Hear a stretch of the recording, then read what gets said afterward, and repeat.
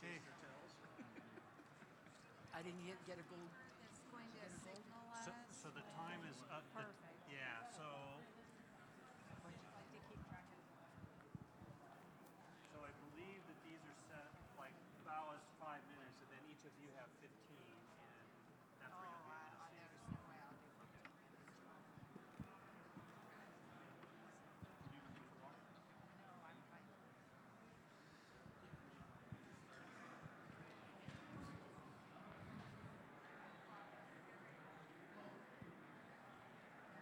So Bawa, why don't you go ahead and get started when you're ready? Yep. Okay.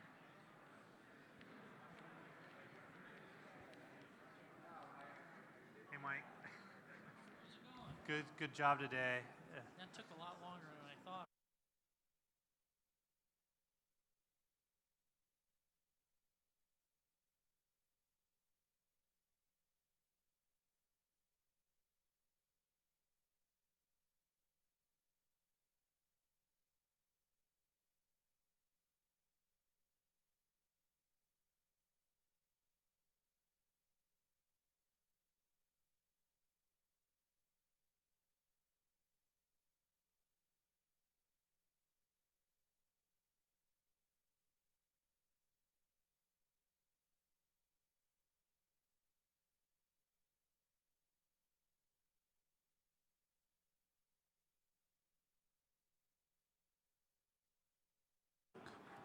Good afternoon.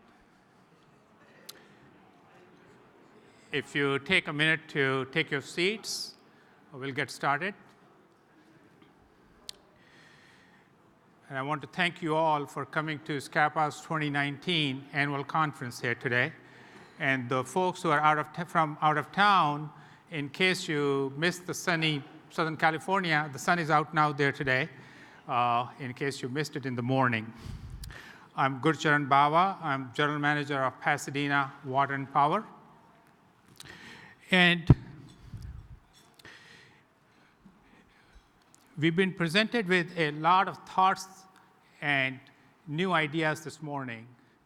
And all that makes you think like we have a lot of challenges, these are uncertain times, and we have unsurmountable goal, a goal of providing reliable, carbon-free electricity at an affordable cost. And it's exciting, actually.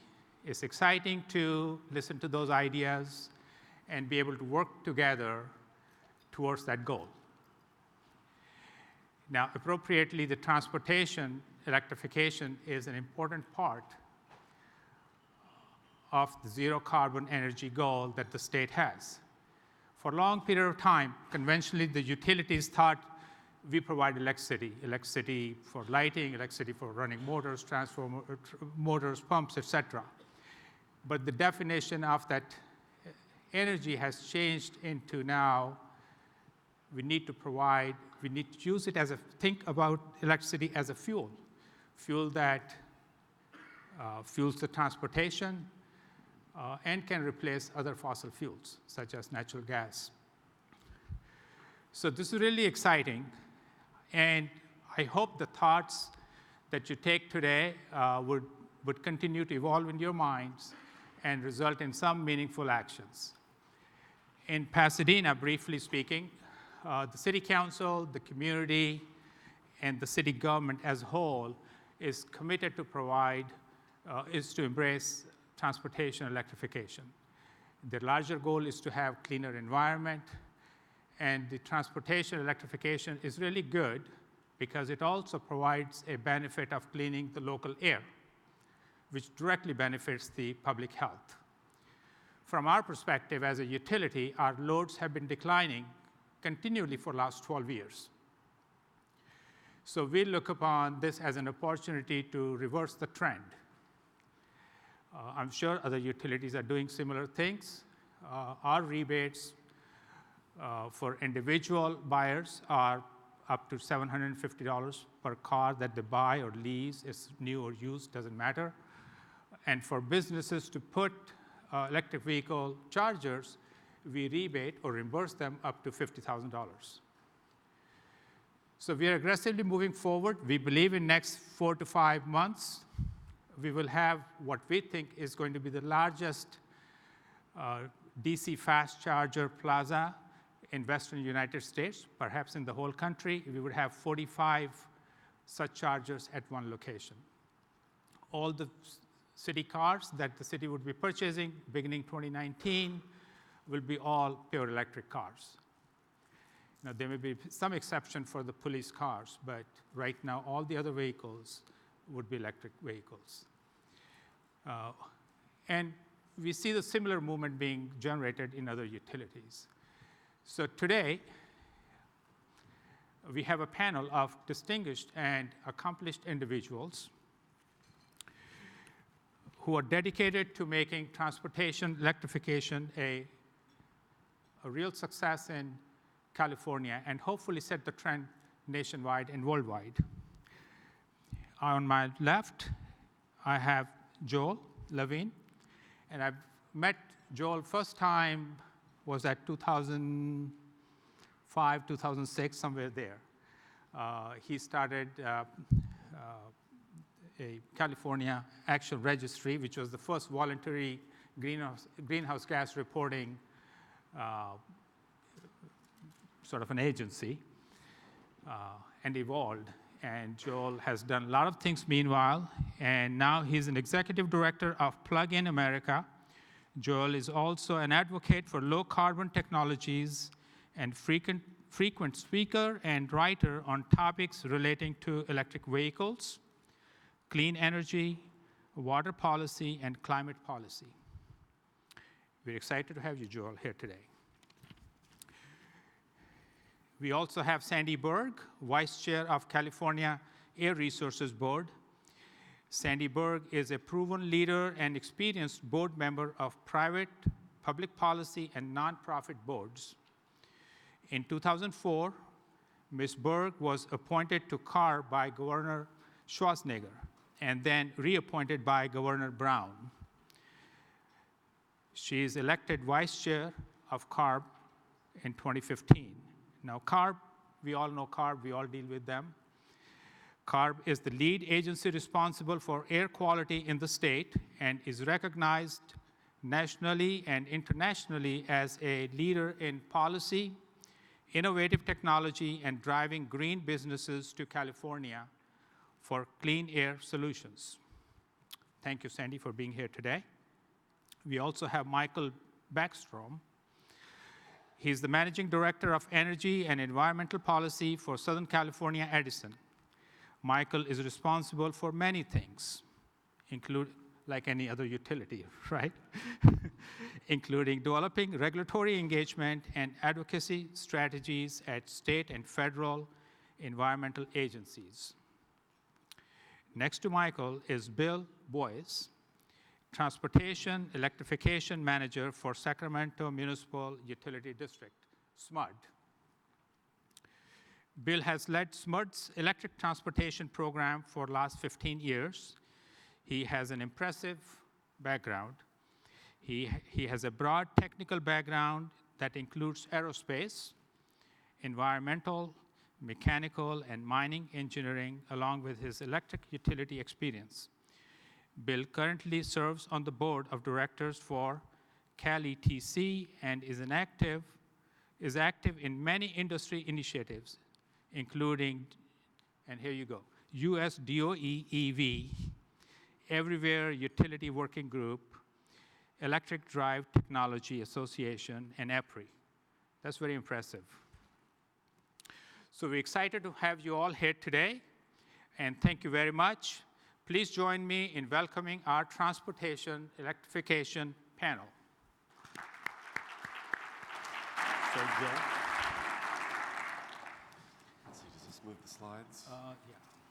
Okay, Try there's no right slide. side first. Where do I point it? Back? Ooh, Okay. look at that. Yeah. Okay. Good. Well, thank you all for coming back after the break. Hopefully will be interesting and keep your attention and make it worthwhile for you to come for this session. So my name is Joel Levin, as mentioned. I'm with Plug-in America. So we are the National Association of Drivers of Electric Vehicles. So we see ourselves as the national voice for electric cars and sort of the public interest in electric cars. We're a 501c3 organization. We happen to be based here in Los Angeles, but we operate all around the country. We've been in business, well, we've been incorporated as a nonprofit since 2008, but our group goes back much further. We were founded really by this group of very passionate EV activists who wanted to get the vehicles on the road and kind of push the technology forward.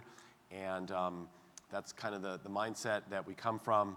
And our members around the country really represent probably the deepest pool in the world of expertise, of people who live with and drive these vehicles every day, some of them for many, many years. Many of our members were people that were like building their own EVs in their driveways back in 1995 when they didn't really exist commercially. So we've been at this a long time.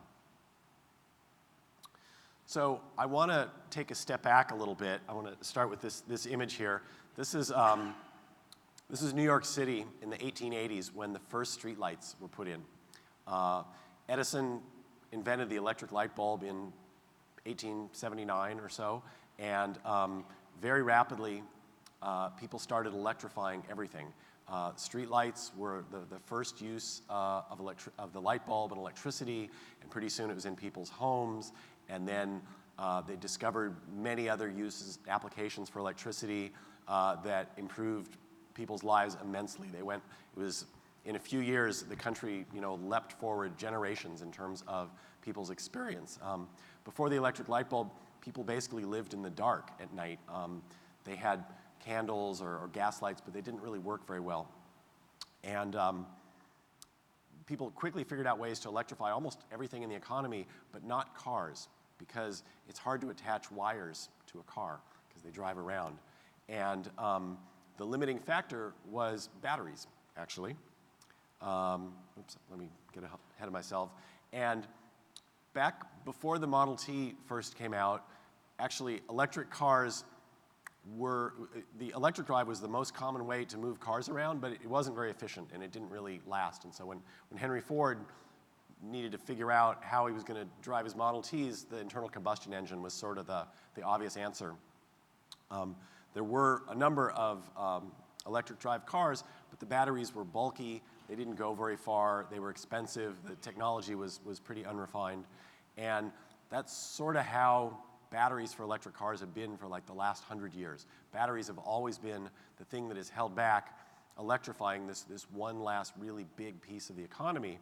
But what's really the important thing that's happened in the last decade or so is we've been making really radical leaps and bounds in technology with batteries. And it's going so fast now, it's almost changing month by month. It's really, battery technology is really moving quickly. So I want to show you this slide.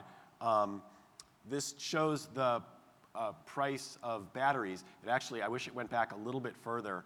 Back in 2011, which is when the current generation of EVs first started to come out onto the market, the average cost of 1 kilowatt hour of a lithium-ion battery was about $1,000, okay? So this starts in 2014, and as you can see, prices have been dropping precipitously. And so these are for lithium-ion batteries. The batteries in EVs are the same as the batteries basically in your phone or your laptop. And as with any other industrial product that we produce in large scale, as you produce more of them, the price goes down. You get better at it, you do it at scale. And so prices of lithium-ion batteries have been dropping about 15% a year, and that's basically expected to continue for the foreseeable future. And so going from $1,000 today, they're around $175. This is a Bloomberg estimate. And then sometime in the next 5-7 years, depending on who you ask, they're going to cross $100 and then keep getting cheaper after that. And the reason on that slide it has a little dotted line at $100 is that that's about the price where an electric car is equal in cost to an internal combustion engine car. But the really interesting part is what happens after that is they become cheaper. So once your price drops down to $80, $70 per kilowatt hour for a battery, then you've got this car that's got all these other benefits of it, and it's cheaper to produce, and it's going to be cheaper to buy. So it's going to be cheaper to produce. It's because it doesn't have all these other parts that a gas car has. It doesn't have an engine, it doesn't have a carburetor, it doesn't have a transmission, it doesn't have a fuel system. All those things come out, and instead you've just got a big, expensive battery that's getting cheaper all the time. So it's cheaper to produce, cheaper to fuel, cheaper to maintain, more fun to drive, all these other benefits, and then it's cheaper. So we're at this really exciting moment in time when I think the world is really going to change in some exciting ways, and you guys all have like a front row seat to this. It's kind of an interesting time. So what's so great about electric cars? I kind of talked about this already. I mean, most of you who drive EV, those of you who drive EVs probably know this already. Like, who actually drives an EV? I'm curious. Wow, all right. Now, those of you who drive one, who thinks it's a better drive, it's more fun than a regular gas car? Okay, good. So everyone else, take note. Fundamentally, it's a more elegant technology. At its core, it's a very simple technology. It's just a battery, a motor, and a set of wheels when you strip out all this other stuff, which is why it's so inexpensive to maintain relative to a gas car with dozens and dozens of different moving parts that all kind of wear out. So this is a slide. This chart, I should give credit, MJ Bradley just came out with a new report that I stole it from. And it shows what's happening around the world with electric drive transportation. I don't know if you can see it very well, but basically, this is pretty much every other major market in the world for cars except for the US and Canada. And the kind of key years to look at is 2030, when these are all the countries that have basically announced that they're phasing out gas cars, that for new cars, they want to have 100% electric drive cars. 2030, Denmark, Germany, India, Ireland, Israel, Netherlands, and then 2040, Britain, China, the world's biggest market for cars, France, Taiwan. It's practically everybody. So it isn't here in the US yet in terms of that kind of regulation. Obviously, we're not there yet, but it's coming. I mean, clearly, there's a big trend in the world with this. This is not an anomaly. So how are the automakers responding to this? Basically, every major automaker has announced huge investments in electric drive. I mean, there's press releases pretty much daily about automakers saying, we're investing X billion of this, and we're going to roll out X number of models over the next 5 years or 10 years. They're all making these huge commitments. If you add them all up, again, this is a number from MJ Bradley, $135 billion over the next 10 years of investment. It's probably the majority of all investment that's going on in the auto industry right now. That is a very big number. And a number of automakers have also said that they're planning to go completely electric. I mean, Volvo is sort of the one that's been the most visible about it, but a number of others as well have talked about the future becoming all electric eventually. General Motors says the future is fully electric. So they're starting to be very, very serious about this. We're seeing that in their investments. So I want to shift gears and sort of reiterate why consumers love these cars. Buying an electric car is not like eating broccoli. It's good for the world, but that's not the main reason most people buy them. The number one reason that we see is they're fun to drive. People like driving them. It's a better driving experience because you get maximum torque from a standstill. You step on the pedal and the thing takes off. It doesn't hesitate, so it's a lot of fun. They save money, as I mentioned. They're cheaper to fuel. They're cheaper to maintain.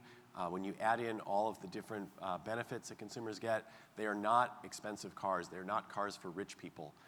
When you look apples to apples at a particular electric car versus a gas car, the same type of car, they are the same price or less, which is something that people are still pretty unaware of, and something we try to talk about. They're more convenient, even aside from the money savings. You wake up every morning, it's like having a full tank of gas, and you don't have to worry about maintaining them, because, you do maintain them, but there's much less maintenance. You don't have to worry about oil changes. You won't be going to the garage nearly as much. They're clean. They don't have a tailpipe. For those of us who live here in the Southern California basin, just imagine what that means. Imagine what it'll be like living here when, let's say, half of our cars are driving around with no tailpipe. That's really, it makes living in Southern California a different experience. Also, their carbon footprint is so much lower, and it gets lower every year. When you buy a gas car, over time they get less efficient. Their carbon footprint gets worse. But with an EV, as we invest more and more in renewables, every year your car gets a little bit cleaner. So now let me talk about why utilities love electric cars, or where they should love electric cars. First, the most significant thing is they keep fuel dollars local. So whenever you buy gasoline, a big chunk of that money leaves the local economy. Much of it goes overseas, where it's never seen again. When you buy electricity, the money stays in the local economy. It promotes local jobs, building out the grid, supporting local investments in solar. On average, it's probably unless you have solar on your roof, like many people do, it's an extra $50 to $100 worth of electricity you're buying from your utility. So this is money that stays per month. So this is money that stays in the local economy. It helps to balance load. So the model for charging an electric car is very different than gassing up a car. You don't generally, most people don't spend their time, it's like you drive to a gas station to fuel up and then you drive somewhere else. If you have an electric car, by and large, it's kind of like a cell phone. You charge at night while you're sleeping or during the day while you're sitting at your desk. And if with the right incentives, people mostly charge at night. So it's an opportunity to balance the grid out, and the load is very mobile. That with the right incentives, you can get people to shift around their load. I'm in LA DWP territory, and at 8 o'clock, my rate goes down, and so my car plugs in at 8 o'clock. But if they shifted that and made it 10 o'clock or 6 o'clock, I would probably shift my behavior too. So it's fungible load that you can adjust. It's not like, with your air conditioner, you're going to run that at a certain time no matter what. It puts downward pressure on rates. As more people charge at night, it's more effective use of grid assets, and it can save money for everybody. And of course, clean air. When we're all driving electric cars, we'll get to see our mountains more often. So let me shift gears a little bit. So for Plug-in America, one of the big things that we do is consumer outreach and awareness. As a consumer group, we figured out a long time ago that one of the main challenges with EVs is that most people, even here, are still pretty unaware of the cars and the benefit of the cars and the fact that they're out there and you can buy them now. So I want to talk about a few different programs that we do around outreach and awareness that we welcome you all to be participating in. The biggest is National Drive Electric Week, which is our biggest annual event. It's coming up September 14th to 22nd. Drive Electric Earth Day, which was the whole month of April, just ended. We put out a lot of practical, objective information for EV drivers, sort of useful information. I have a few different brochures and things that we publish that are out at the registration desk. You're free to take those. They're also on our website. You can just download them and use them. The most popular thing we put out is a 2-page brochure that shows every EV on the market. People tend to love those. There's a few of them out there, and again, if you want to use them for your own events or whatever, you're welcome to just download them from our website. We have an EV support center. It's kind of like a call center that people can call in and ask us questions, and then our PlugStar program working with dealers. So this is the website for National Drive Electric Week. So last year we had 320 events going on over the course of a week in every state of the country, and I think every province of Canada, almost every province in Canada, pretty much every major city. We're a small organization. These were not all put on by us. They were coordinated by us, but we have many, many local partners, hundreds of local partners that put these on, cities, utilities, car groups, consumer groups, Sierra Club chapters, all kinds of folks. I would encourage you all to think about putting on an event for this coming fall. And you can either organize an event yourself. It would be great if all the utilities around here put on their own Drive Electric Week events, or it's a certain amount of work and effort, but if you don't want to, it's fun for your staff. People get really engaged in it. If you don't want to do that, you can find out about existing events that are going on. You can just go to the website and click on one of the dots and see what's happening. Although this shows our map for this coming fall for the LA area. As you can see, we only have a couple of events registered so far, so we still need more events. There's one in downtown LA that's not shown up there yet, but it would be great for you all to think about putting on some Drive Electric Week events. And then this is our map for Drive Electric Earth Day. We did it this year for the first time. We had 190 events across the country, which is pretty good for our first year. So if you are thinking about an event for Earth Day for next year, consider adding in an electric vehicle component to it. Same thing, if you want to find out about it, you can just go to the website and register an event, or you can give us a call. So our EV support program is basically a help desk where people can call us or email us with any kind of questions around electric vehicles. It is primarily aimed for our membership and for customers that participate in the PlugStar program, but others can get information from it as well. If you think this is something that would be useful to you, give me a call. We can talk about it. And then last, I want to mention PlugStar, which is probably the second biggest thing we do after Drive Electric Week. It's a dealer engagement program. The idea is to create educated customers who know what EV they want and why they want it and how they're going to charge it and what are their incentives and what's it going to cost, and then to create a pool of dealers that are trained and educated and ready to sell them that vehicle, and then to make a direct handshake from them. The worst thing that happens, and this happens a lot unfortunately, is someone's all fired up to go buy an EV, and they go to a dealer who's really not too interested in selling them that car, and then it's sort of a train wreck. So we want to send people to the dealers that are excited to sell EVs, and there are plenty of them.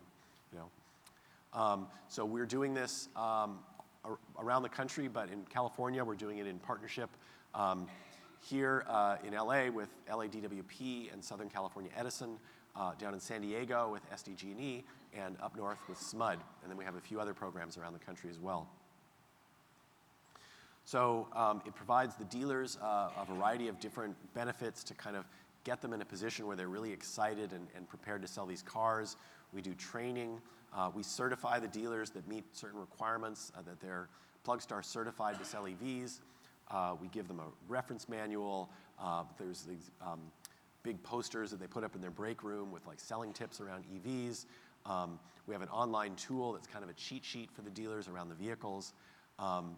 We send them leads. So we have a software tool where the customers learn about EVs, and it asks them kind of a quiz about their lifestyle, and then it suggests certain vehicles that are a better fit for them, and then recommends dealers near them that are EV certified that they can go to, that they'll have confidence that they'll have a positive buying experience.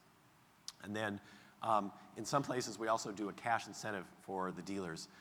So in Sacramento and San Diego, we actually have an incentive that comes from the utility managed by us to the dealers that gets their attention and helps them to focus on selling the cars, because it is more work. That's one of the secrets we've discovered is dealers selling EVs, it's a little bit of a harder sale, and so having a little bit of extra money gets their attention.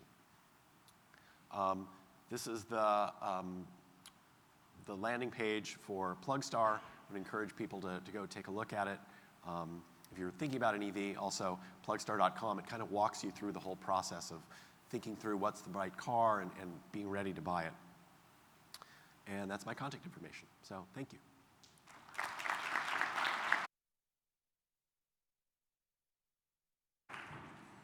Good afternoon. Thank you so much for having me here today, and thank you, Joel. I learned quite a bit from your presentation. Appreciate that. Do you have slides? No, I don't have slides. So I do have some slides for you from the CARB staff, and I'm happy to present those or make those available to you.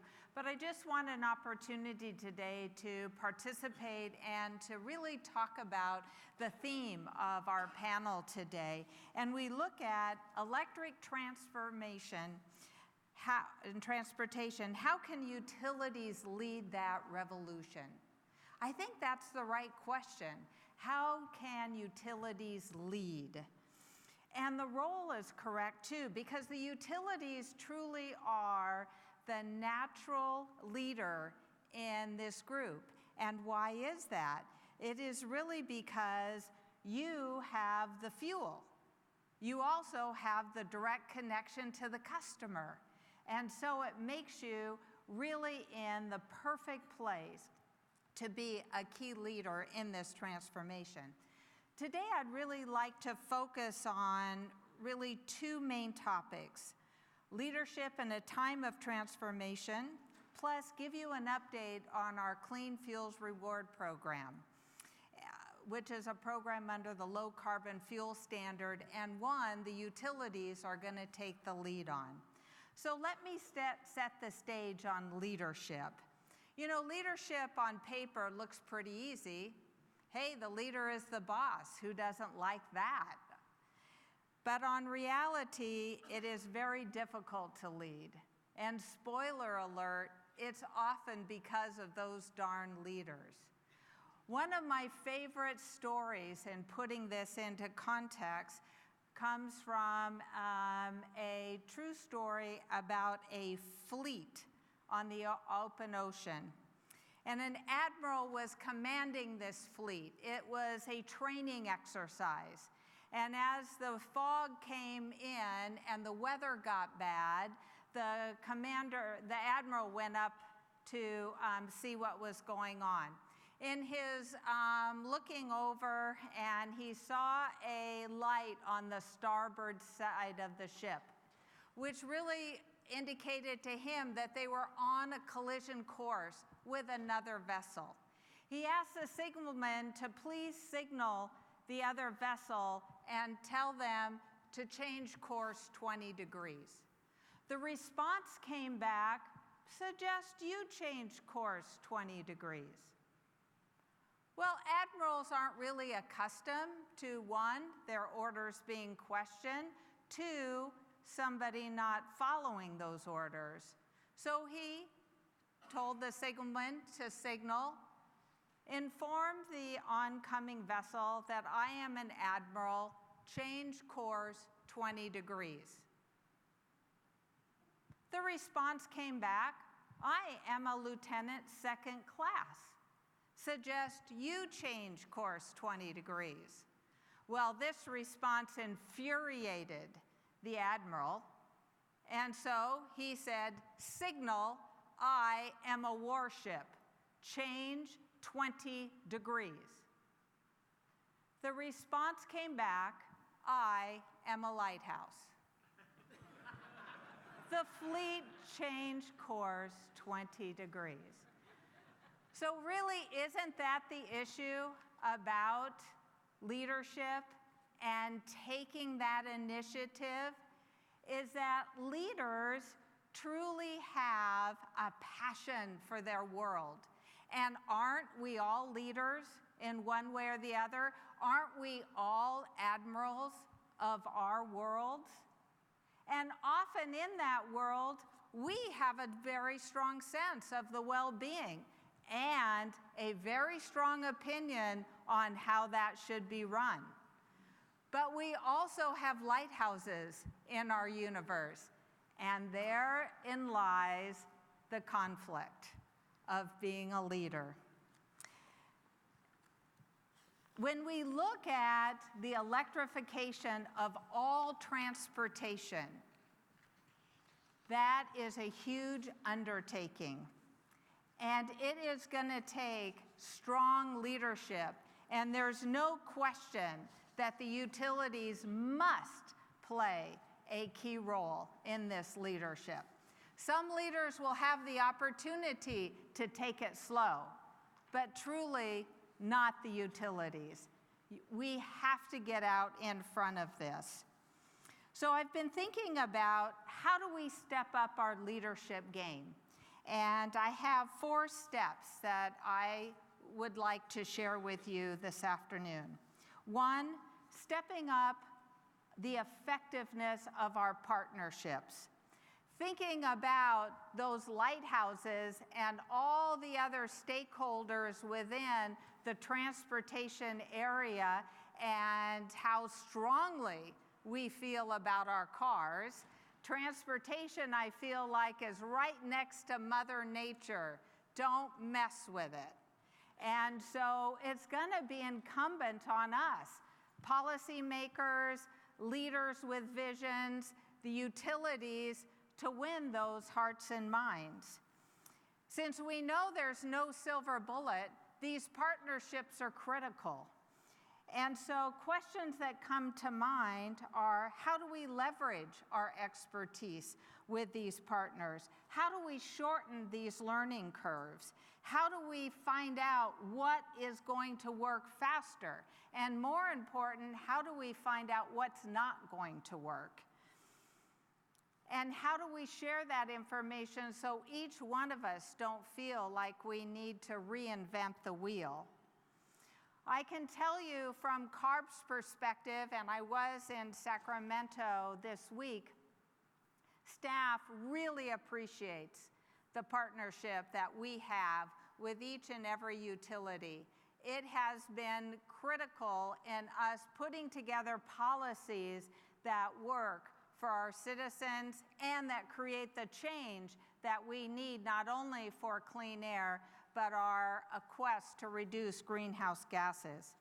The second step I would like to share with you is aligning individual electrification transportation game plans for a seamless customer experience.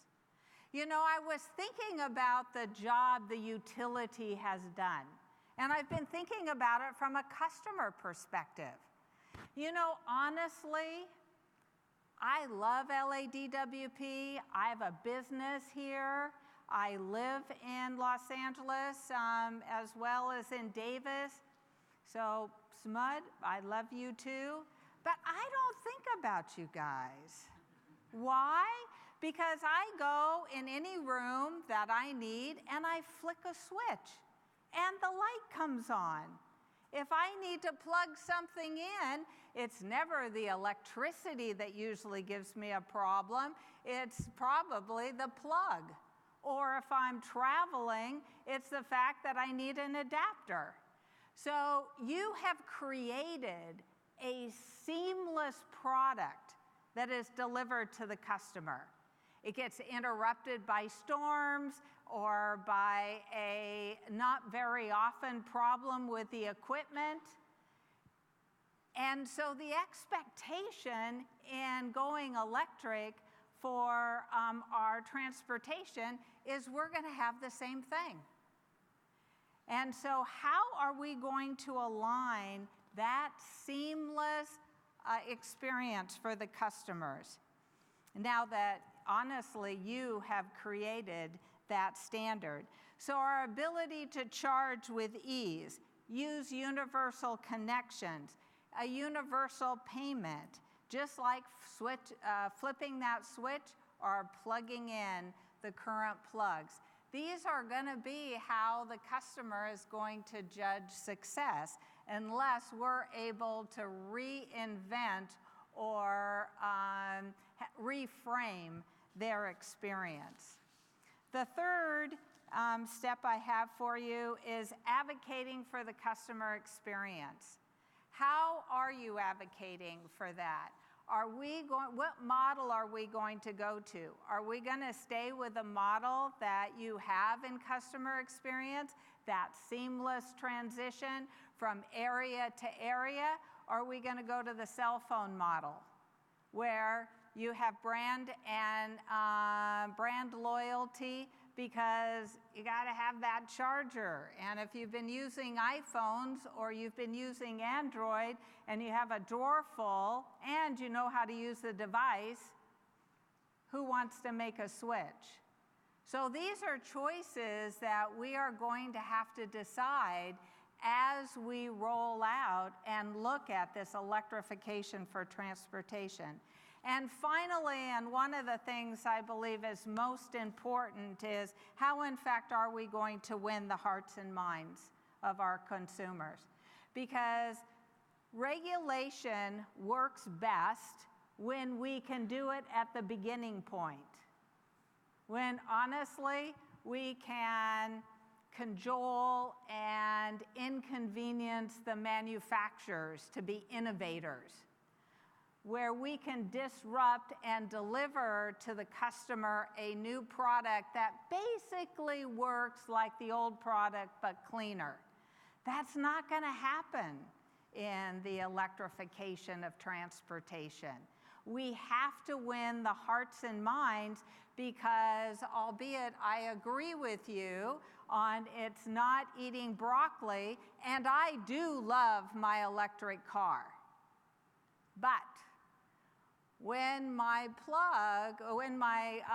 charging cord broke 3 weeks ago and it was out of stock from me not being able to get one, you know, I had to make other transportation arrangements for 2 weeks.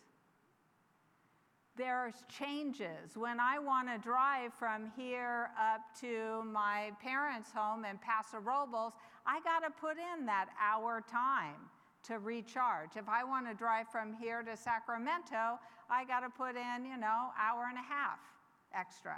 There is a mindset difference on using electric. And for us not to, one, recognize that, or two, encourage that, hey, take along your laptop and get some work done, your favorite book, eat at Starbucks, actually talk to the passenger you're driving with over a meal. Those are things we can overcome, but they are a difference. I really want to encourage that there is no silver bullet. There is no one leader or a company or an entity that is going to make this transformation possible. This is truly the proverbial, it will take a village. And if you think about it, it's going to be disruptive, moving towards transformation. And I think the number one challenge to our leadership skills goes back to our example of the Admiral, and that is, how well are we going to play with others in our sandbox? And to be humble, I want you to know I feel that as much for our agency as CARB and the very myriad of stakeholders. We all will need to play well together to get this done. Aligning our common goals for electrifying transportation while understanding the complex consequences, both positive and negative, to a large number of stakeholders will help drive solutions where outcomes we really need to help to identify that proverbial when a door shuts, another one opens. So we, in fact, can be inclusive to all people will gain by this transformation. So CARB is on the front lines with you. Our partnership is crucial. We appreciate the fact that we work so well with all of you. And in talking with CARB, I think the number one ask from our perspective is we need to talk more and we need to talk earlier. Because the earlier we can understand what you need and what you need from us will just guarantee a better, thorough, and more understandable regulatory framework. In my last few minutes, I want to share with you the developments on the Clean Fuel Rewards Program. For many of you, you know that when we adopted the amendments for the low carbon fuel standard, we included within those amendments the Clean Fuel Rewards Program, which is a point of purchase reward or rebate right at point of purchase. It will be the first true point of purchase program in the state of California. It's going to be statewide, and I can assure you that there is a core group of stakeholders, which includes SCPPA, which is a major leader in this group, along with Bill Boyce, Many of your organizations are being represented on the stakeholder group, and we had an update meeting this week, and I can tell you it's pretty darn exciting, because every meeting I go in holding my breath thinking, okay, maybe this meeting will be the meeting that we're going to identify that hurdle we won't be able to get over. And all the team players are doing yeoman's work. So what's it going to look like? Right now, we have the California Public Utilities Commission reviewing the letters of advice from our IOU partners. And SCPPA is looking out after the Southern California POUs. Of course, Scott's very active on this stakeholder group from LADWP. And so as soon as the PUC puts their stamp of approval, then we will be able to actually start rolling out the actual framework of the program. We're working on the governance. We're working on the advisory group that's going to bring best practices, the expertise to the utilities, who quite frankly are the fiduciary partner in this program. We have a dealer committee that is looking at how to bring dealerships. This will be the first program that really incentivizes dealers on, hey, you've got a rebate to sell this car, and it happens right here on your lot. So we're very, very excited about that. Many, many details to work out, and I just want to tell you it's been a real joy working with the utilities, and so I've really very much enjoyed that. So look forward to the rest of our conversation and any Q&A that I can help you out with. Thank you very much.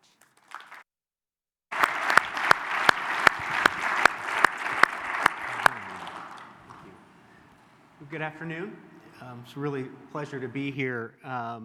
As my slide go ahead and gets loaded up, I'll kind of give you a sense of the focus of my part of the discussion today, which oftentimes I go out and I get into a setting to talk about SCE's TE programs, electric mobility programs, specifically to our company, and I enjoy doing that, but the focus that I was asked to talk about today goes beyond the bounds of our service territory. And to me, it's one of the most exciting things we're doing now, because when we think about, at our company, and I'm sure at many of yours, the opportunities in advancing electric transportation, we have to say that transportation is certainly not confined to any one of our service areas.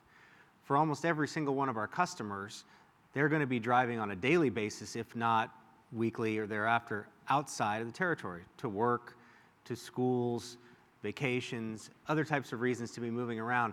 And if we're going to truly advance the adoption of electric vehicles to the levels that our state needs it to achieve, we're going to have an infrastructure that our customers can be confident in. And so as we've thought about what do we want to do as a utility to help support that, and something that I hope a lot of your utilities will also be thinking through, is how do we create a presence across our state, and as I'll get into in a little bit, beyond our state borders, that creates this sphere of confidence for customers that this is the change that can be made, and that the utilities are in fact creating that ubiquitous network that will be there and will support the needs that they have. So I'll talk through a few of these, and I'm going to start as wide as I can and kind of bring it down more narrowly into our region. So the first is something that I'm very, very excited about, that we just recently announced as a collective group, SCPPA being a big part of this, the West Coast Clean Transit Corridor Initiative. And this, for those of you who may not be familiar, is a partnership of, when you add up everybody being represented in that group there, 33 utilities across the West Coast saying, we want to come together and sponsor a joint study and review of what it takes to support electric, medium, and heavy-duty transportation, long-haul transportation, up and down the coast. Because when we talk about what the needs are in our region for adopting electric vehicles, when light-duty vehicles are a huge, huge part of that equation, of course. But the medium and heavy-duty sector is so essential to the public health and local air quality that Joel was talking about and that we think about for our region. And of course, goods movement along the West Coast is a major part of the industry. And so knowing that we could have a singular study that looks at this question and says, what does it take up and down the I-5 and along the major arteries that connect to it in and out of our ports to make this possible? What are the challenges? What does it look like? What's the role of the utility? And have kind of one songbook that we're all singing from when we then take that into our individual regions and say, this is what we need to get done, whether it's to your city council, whether it's to our Public Utilities Commission. We're saying we now have a product that says, this is the set of solutions and challenges that we need to address. And we can hopefully begin to take those steps in concert with each other up in the state of Washington through Oregon and down to here to put those solutions in place. And we don't expect that in one study we'll necessarily get all of the answers totally clear. But the idea of coming together like this and not doing it because somebody told us to, but because we believed as a collective group of utilities this was an important thing to do, is really exciting to me. And I had the pleasure of working very closely with a lot of folks who came together to put this agreement together. As you can imagine, the negotiations around a collaboration agreement like that are not simple. We all have a different set of issues that we need to overcome in terms of how we manage data, how it flows, how we retain outside resources and what have you. But we were able to do that, and it was a very, very collaborative process. And in fact, we started with a smaller core than we ended up with. And as we got that going, a lot more utilities got very excited about the possibilities. SCPPA was right there from the beginning. So I can tell you that Brian's work and leadership with us was instrumental to making a lot of that happen. Bill with SMUD too, LADWP very, very early with us in this process, and it was just a real pleasure to see that come together. We have the consultant hired now. We have the work getting underway, and the deliverables are charted to be complete in large measure by the end of this year. So that study process will get underway. We may find things that cause us to phase it a little bit, but to know we'll begin to have these kinds of answers and solutions is a really exciting thing. Sandy touched on this at length, so I won't repeat all of it, but as we think about these other measures of regional collaboration, we'll hear now at the state level this first-time opportunity to have an on-the-hood rebate program to bring down the costs for customers until we get to that point of parity, to give these opportunities for dealers to get excited about making those sales, and to know that this money is coming not directly off the customer's bill, but it's actually coming from the low carbon fuel standard, the organizations that are creating the carbon challenges that we're trying to overcome are actually having to pay for this. That's a really great signal and a great place to be working from in terms of opportunities that all of our customers can see. So wherever they're going to go to buy a car, this will be available. We at SCE were proud to be a part of this, and we have offered to take on the role of the program administrator in the beginning of the program, the first 2 to 3 years of the program as we get it lifted off.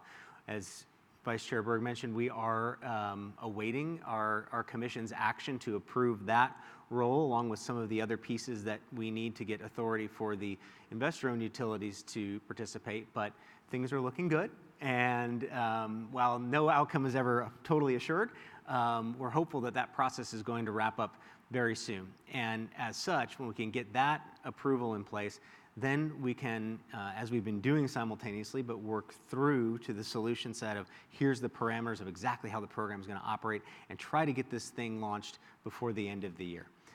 That is the goal. We'll keep pushing at it. Sandy is, I think, both our lighthouse and our admiral in this effort. She's been really outstanding to work with a unique and diverse set of stakeholders, help keep us on course, and knock down a few obstacles along the way. So we really appreciate that opportunity to work together. And again, it's one of those things where, and it goes beyond the utilities here, right? There are automakers very invested in this and helping us to work through the challenges associated with how to make this go. The dealer associations are coming to the table. The charging companies are involved. So there are a lot of stakeholders here very interested in seeing this be a success. And for us as utilities, again, it's a really good news story about how we can think beyond just one service territory map in terms of what can we do to make this ecosystem go. For those of you who may have heard about this, we at Edison have been working with CARB, LADWP, the City of LA, County of LA, and Metro through a process that's being facilitated by the LA Clean Tech Incubator, looking at what will our region be able to do in terms of clean transportation when the Olympics arrives in 2028.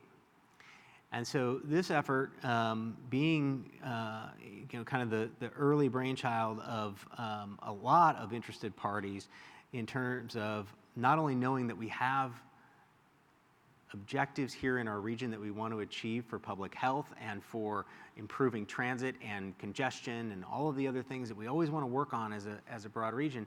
So now we have the world coming to us. And to Joel's earlier point about how we can be an example beyond our boundaries, we look at the zero emission roadmap effort and what it will spur as exactly that. A global platform to say, look at the possibilities of clean transportation and clean goods movement in a region that is hosting the Olympics. And so part of what this effort is looking at is being more aggressive.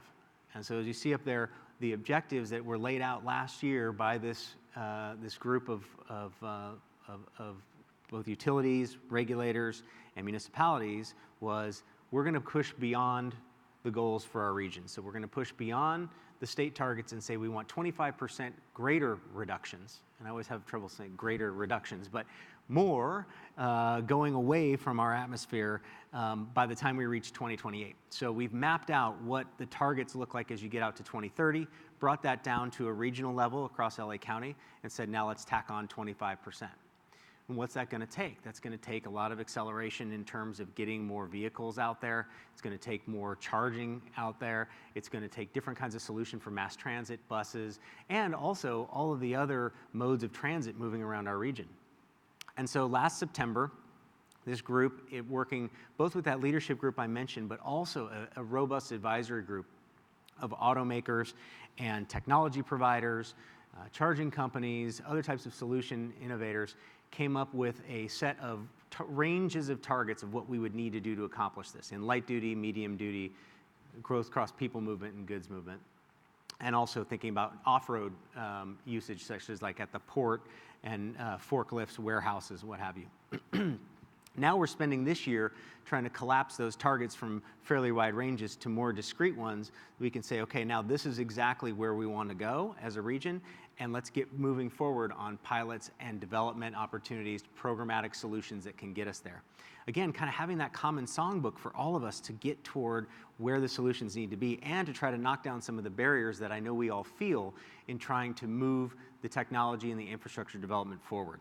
This kind of thing can catalyze improvements in permitting processes. It can catalyze the ability to join together to deal with environmental quality analysis and all the other pieces that you need to actually move this out into the world. So there too, we're pretty excited about it. And then let me bring it down a little more tightly into our region that Southern California Edison covers. The Southern California Association of Governments represents the broadest cross-section of city governments and counties that that intersect with our service territory. And so we've been working with them a lot on ways that we can reach across the cities and do some things together to get more information out there to expand transportation electrification. The first one that I've noted here is what we put together last year working with SCAG very closely is what we call the EV Ready Communities paper. And basically, it's a few-page document. In fact, I have it sitting here. That is, in effect, sort of like a best practices manual. And what it does is it goes through a series of things that we have seen at Southern California Edison working with cities that have made EV deployment easier, better for communities, tips, ideas, concepts, and they range from things like the way permitting is handled and how you set up the structure inside the city to how the city modifies its fleet, how they think about land use planning, how they think about applying for grants for their localities. So there's some great examples in here, and cities that range from Santa Monica to Linwood to San Bernardino. We've got a whole wide spectrum of different types of geographies represented in a document like that cities can learn from and borrow from each other in terms of how to move this forward. So having a partner like SCAG to help us do that has been extremely beneficial to get the message out. And then we've been doing some other activities with them in terms of regional planning and strategy together, as well as the kind of tours of councils of government that they've set up to bring us along on to talk about some of these things that we have seen, where we have seen things go well, how we, the utility, can work with what the cities need, what the localities need, and hear from them directly in terms of what can we do to offer this more to you. So it's been a lot about that listening and talking and having these exchanges that go well beyond any one small area that we think are going to be really vital to the future success of achieving the electrification vision that I think a lot of us have, that we know our state has, and that we can be really effective partners for. It is a different model than I think a lot of people expect from utilities. That's just true, right? If any of us have worked long enough at any utility, we know the reputation, or if you're a customer of one, you know kind of what people tend to think of. And this changes that game in a big way. And so it's a thing that I'm really, really proud to be a part of. And I hope for you and for your companies as you think this through, the same thoughts come to mind, because it is a way to connect with our customers in a very different way. It is a way to show ourselves as being really progressive and innovative in thinking about what their needs are and providing this public service that goes beyond the things they don't think about today that they take for granted, and that adding now this really intense dimension of transportation and how they move around in their life. It's another way that we can become a real partner for them in how they live their lives. So finally, as I get ready to hand over to Bill, just mention that all of that then circulates for us back to the types of vehicle electrification programs that we have. And I'm not going to walk through each and every one of them, but the point is, I think we all see and have to recognize there is this really wide spectrum of need and opportunity in all of this. And it comes with costs, and it comes with time, and it comes with a lot of partnering that is needed to make all of this go. But when we are committed to it and we stay the course, we find that there are lots of allies who want to do that with us. And so when that message gets broader and it continues to grow in our individual territories and across our states and hopefully across our region on the West Coast and then beyond, it will make that change happen. And then all of those benefits come together both for our customers and for the utilities too, in terms of the way our systems operate and the supply of clean energy that we can provide. So thanks for listening, and I'm looking forward to our discussion.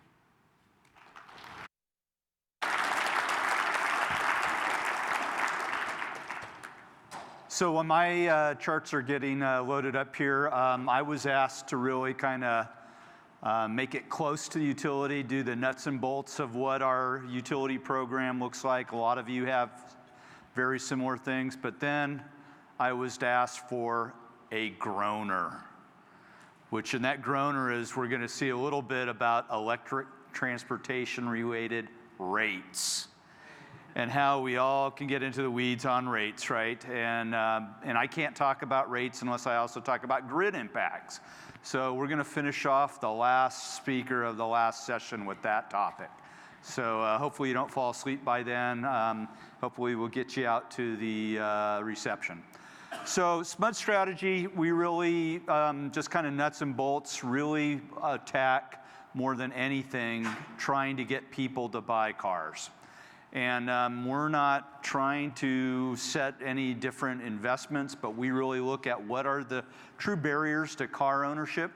Obviously, high upfront costs. That's why we talk about upfront incentives, the tax credits, the CFR program. Really is about how do we get more money up front to help people buy EVs. Range anxiety. Obviously, getting more charging infrastructure out there. But one other one I don't hear mentioned as much, and we spend a lot of time of this at SMUD, is awareness. How do we get people aware of the EVs? How do we get the community? At SMUD, we actually run full-blown TV, radio, sides of the white rail cars, full-blown media advertising on EVs. And we've actually found that that is some of the highest publicity positive that we get for the utility. Not about EVs, but for the utility. So awareness is one of these things that we found is actually kind of a double win spike for us. Another thing you're going to see a little bit more is also we've got some very important initiatives and development about how do we move EVs into the disadvantaged communities in our area. And then last but not least, I'm always asked, how are we going to do this bill without killing the grid? So we'll get into that a little bit. Not only that, but how do we maximize the value? Let's get through this one. Okay. So a little bit of an eye chart.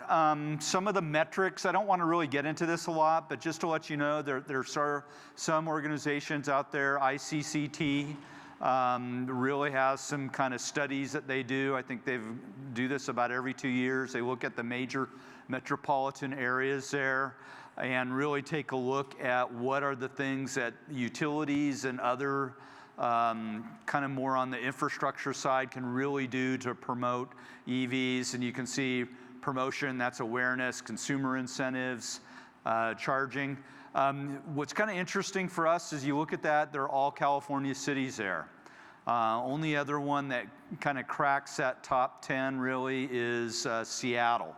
So, you know, keep up the good work as much as we can do that, but really take a look at those metrics about what it takes to do and how do we become more leaders in that area. What are the things we use to track? Market adoption at SMUD, we like to kind of look at this. What I can tell you is you look at things that kind of started up in late 2010 actually. The market actually, if you go back, the Nissan Leaf and the Chevy Volt were launched in December of 2010. And you can see the market kind of bounced along, had quite a bit. But man, something happened at the end of 2017. You can really take a look at that, and that's really, I think, what we see when the very first lower cost, 200-plus mile range cars really hit the market. And you can take a look at that gray blob and that yellow blob out there and really see the Model 3 and the Chevy Bolt had a huge effect on the market. And you can tell you things have slowed down a little bit in early 2019. Probably the major reason behind that, we're all speculating, is really Tesla hit the federal tax credit off-ramp limits of 200,000 vehicles sold. And subsequent to that, the General Motors has also hit that. So this really pushes more importance on getting incentives.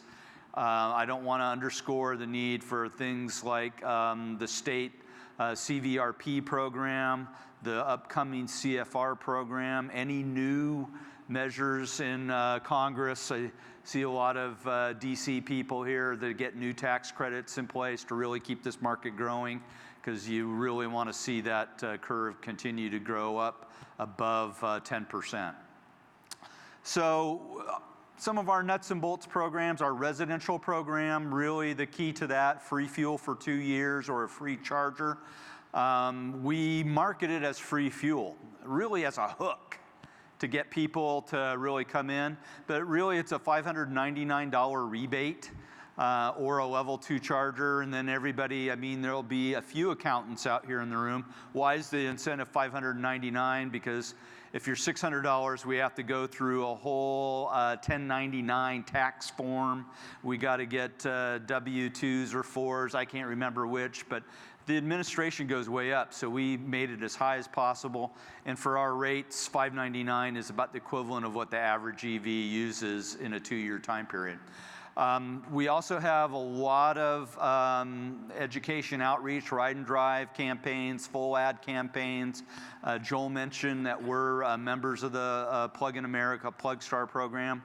But you know, also there, right there, our key #1 program, that free fuel for 2 years, really, we're having to plan for that transition to the statewide clean fuel rebate, because the LCFS credits we use to fund that will actually go into the new CFR program. So this will be a big transition for us, but we're excited because we think the effectiveness of that will be greater at a state level and really help basically get all the consumers in the state to realize that there's bigger incentives that they can get right at the time of purchase. So our commercial activities, kind of interesting. Workplace, multifamily, level 2 program. The state, we're going to be the 3, I believe. LA was first with Cal EVIP. San Joaquin was number 2. But at SMUD, we're actually going to be throwing in some of our own money to the Cal EVIP program to help extend that program and sweeten the pot. And for us, it's going to be about $14 million spread over 2 years, about half of that going to level 2, another half going to the DC fast chargers. But you know what? We found out when we really got into all that there's still people that aren't going to qualify. And we're keeping some of our own infrastructure programs alive for other level 1 infrastructure, which we're finding as a resurgence for long dwell charging, parking. Other things where people might not want to go to network chargers, which we find some of the operational costs of those can be higher than the electricity. So keeping the customers really happy is what some of those additional programs are. Kind of going down, DC fast charging, you can see an $80,000 incentive through Cal EVIP. That is just way up there. Forklifts, we actually have another one of these where we have an incentive. This is with LCFS funding, but we split the incentive not with just the owner, but also with the dealer, the local distributor. We actually ran forklift incentive programs years ago, and we found that this market was heavily controlled by the distributors. And if you didn't cut them in on the action, you didn't get any program metrics at all. So as soon as you start to cut them in on the program, things started to move. Medium and heavy duty incentives, you can see one of those favorite E-Lion buses there. We're working with our school districts. We have one of the largest, it's claimed to be the largest deployment of school buses in the US with 29 in our service territory. And of course, Electrify America's support. I do want to say something about medium and heavy duty. 2 weeks ago or 3 weeks ago now was the ACT Expo down in Long Beach. And the buzz on the showroom floor was what the light duty market was back in 2010. Can tell you I've been to that conference for 3, 4, 5 years straight now, and it's had a few electric vehicles on the floor. It was mostly natural gas. But man, this year, 2/3 of the floor were electric, medium, and heavy duty trucks, buses, medium duty vehicles. And the charging manufacturers were all over that. And the whole room just had an energy that it's never had before. So the medium and heavy duty vehicles are coming. The WCCTI study, that's going to become very important in the very near future, because if you think about how many vehicles we now have on the road in the light duty sector, and you think, okay, that's now been out there 7, 8 years, the medium and heavy duty, and some of the charging levels there are something we're going to have to pay attention to. And, oh, didn't even remember my charts. TRUs, truck refrigeration unit, transit bus deployment. And I'll cover this at the end, we're really looking at some new rate strategies. Those things are really exposed to demand charges. The utilization rates are really low. Capital expense barriers are also very high. Okay, I talked about low income and disadvantaged communities. At SMUD, we actually like to call it sustainable community low income. And we've really kind of got a 3 or 4 prong program that we're in the middle of development. But you really don't do very well with just putting charging infrastructure into a low income area. They don't have the cars. If you just put the cars there, it doesn't really go very far. Most people you think awareness is hard with the average customer. Go into a low income community and talk about awareness. And then the other thing that we've done, and a lot of you have been exposed to this too, you go into those parts of the community, and we don't really want or need electric cars. What we need are jobs. So we've been really spending a lot of time, how do we bring all this together? So what we've been looking to do really is partnering with the other agencies in our area. Turns out the AQMDs actually have a lot more money for vehicles than what we can get. We have more money for infrastructure. So we've been doing a lot of collaboration building, and we actually have Sacramento PEV collaborative where all the agencies get together. A lot of the disadvantaged community organizations come together in a special splinter group, and we really talk about all the different funding and different things we can leverage to put together a real program. And that has really added a lot of energy to the community. It's amazing how those meetings, every time I go there, it seems like 2 or 3 more people. Started off with about 6 to 8 people around the table, is now probably close to 35 in the room. Awareness campaign, actually you all have been doing that down here much more longer than we have, but Cal ETC has been piloting something it calls the Prove It campaign. But it's really about taking and finding community leader champions. The last thing you can think about is if you're in a community having a bureaucrat from the utility show up telling you you need to do all this stuff. So the real thing about that is how do you break down the barriers of getting vehicles in the hands of the actual community leaders, how to make them into a champion, and then how to get them to be the real solution in getting the cars and the infrastructure into the community.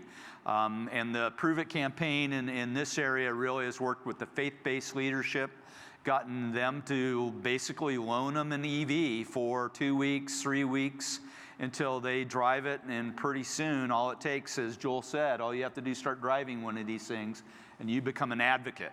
So next thing we know, they're asking for charging infrastructure at their church. The church usually has daycare involved and other things like shuttle buses for the community. Pretty soon you're doing first mile, last mile for the community to get them to jobs. And then we're actually looking at how do we turn that into other educational opportunities, and how do we get some of the schools working with the disadvantaged communities, how do we get them to basically have scholarships into the EV training program at the local community colleges. So we're trying to link all this together with regards to community programs, and it's really kind of energized a whole new movement and a whole new stakeholder set in Sacramento, which I really love. Okay, I'm running behind, so I'm going to speed it up. Research and development efforts. We do things with Uber, managed charging. That's going to become much more important rates. Another thing, autonomous vehicles. I get to hang out with that crowd. That's a pretty wild crowd. Mobile charging. FreeWire has these mobile charging units. Kind of interesting, we had one configured special to just not have charging involved, but have 120 volt outlet plugs put on the thing. It shows up at kind of the food truck fairs where there'll be a community event and all the food trucks show up, and they did that 2 weeks ago. They actually turned off the gen sets that typically run, and you hear that buzz in the background, and they ran the whole food court thing for something like 4 hours off a mobile battery pack. So we're really happy with that. Okay, rates, and let's get through this. Residential grid impacts. This actually goes back, that chart with the lines on it. We did a full up distribution system analysis back in about 2012. We took our whole transformer fleet, 78,000 transformers, and we did a Monte Carlo model where we started signing EVs to the 78,000 transformers. If it got hold of something like 125% over nameplate, can't talk, trying to get through it too fast, nameplate capacity, it triggered a change-out cost. And we modeled it for different charging levels. We modeled it for different times of the day. We modeled it for smart charging. And as you can see there, really 6.6 kW charging had a higher effect than the time of day. I don't have it, I mean, I could make a whole presentation, but those 3 lines, the purple, blue, and yellow, it's actually what happens at 8 o'clock, 10 o'clock, midnight, or 10, midnight, and 2 a.m. So you can see there's not much difference there. What you can see is level 1 and smart charging are much closer down on the page. The scary part, though, is we did that when it was charging levels were 6.6. Some of the vehicles now are coming with 19.2 kW charging on the vehicle. Used to be that the Tesla, that is a upgrade option, but I'm told the new Audis come with that as standard. And so that's a real scare. But I got some good news. That chart at the bottom is good news.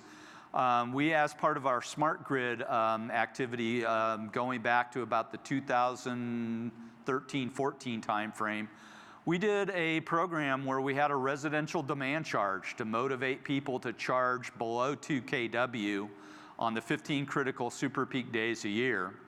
And we found that they could really modify their charging. They kept it below 2 kW on those 15 days a year. As you can see, those customer satisfaction numbers are off the charts. The utility control one, we actually had ability to actually control and set the charge level for the customer.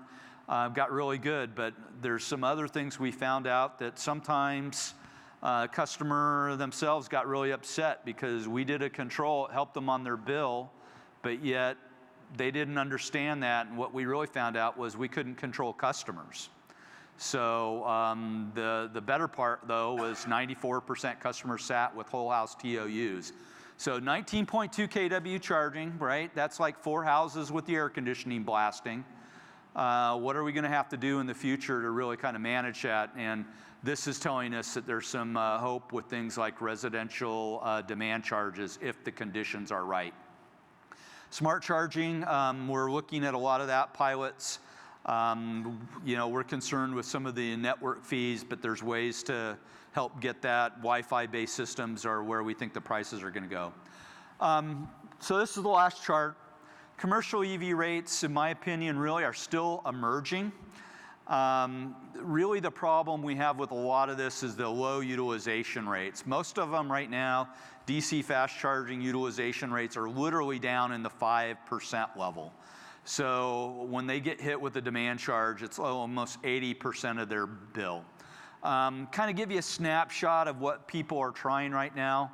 SMUD, we had a flat rate pilot for quite a while. Where we had taken a look and we had taken the demand charge and we had divided it in and just had a volumetric rate. What we found out was we actually had a loophole in our commercial rate that anything below 7,800 kilowatt hours a month, they could drop down into a non-demand commercial rate. And lo and behold, their utilization is so low that they could qualify for that 7,800 or less and jump down. Now going forward, they probably won't, which is why we've discontinued that, and we're going to be looking at other things. Southern California Edison just started a program where they're going to give what's called a 5-year demand charge holiday, and then they're going to be phasing in the demand charges over the next 5 years.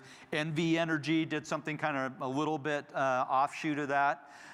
They just have a 10% a year over 10 years.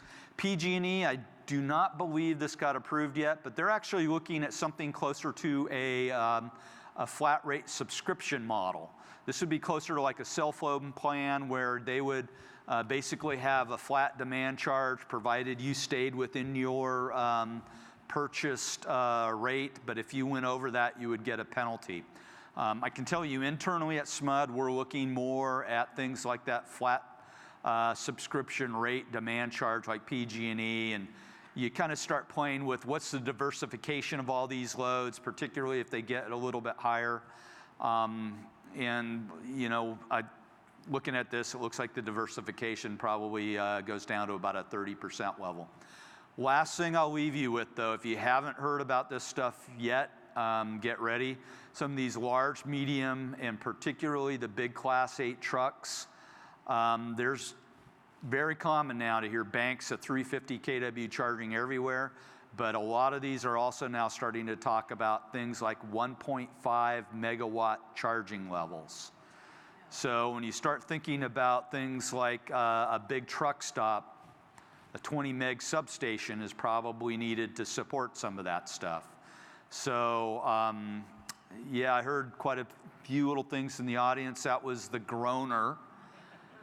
But, you know, this is the types of stuff where you look at it, what it's going to take to be a fuel delivery This is what it takes to get a Class 8 truck quick charging on the highway. Now, we anticipate that a lot of those trucks will charge at night, but still, long-haul trucking is going to have to charge during the day. And, you know, these are the things we're going to have to do. At SMUD, I can tell you, we look at this, and it's not a question of, you know, oh man, I don't know how I'm going to do that. It's like, how are we going to do that? Because that's what the market needs. These are what our customers want and need. How are we going to serve those customers? So that's the last I'll mention on that. Thank you.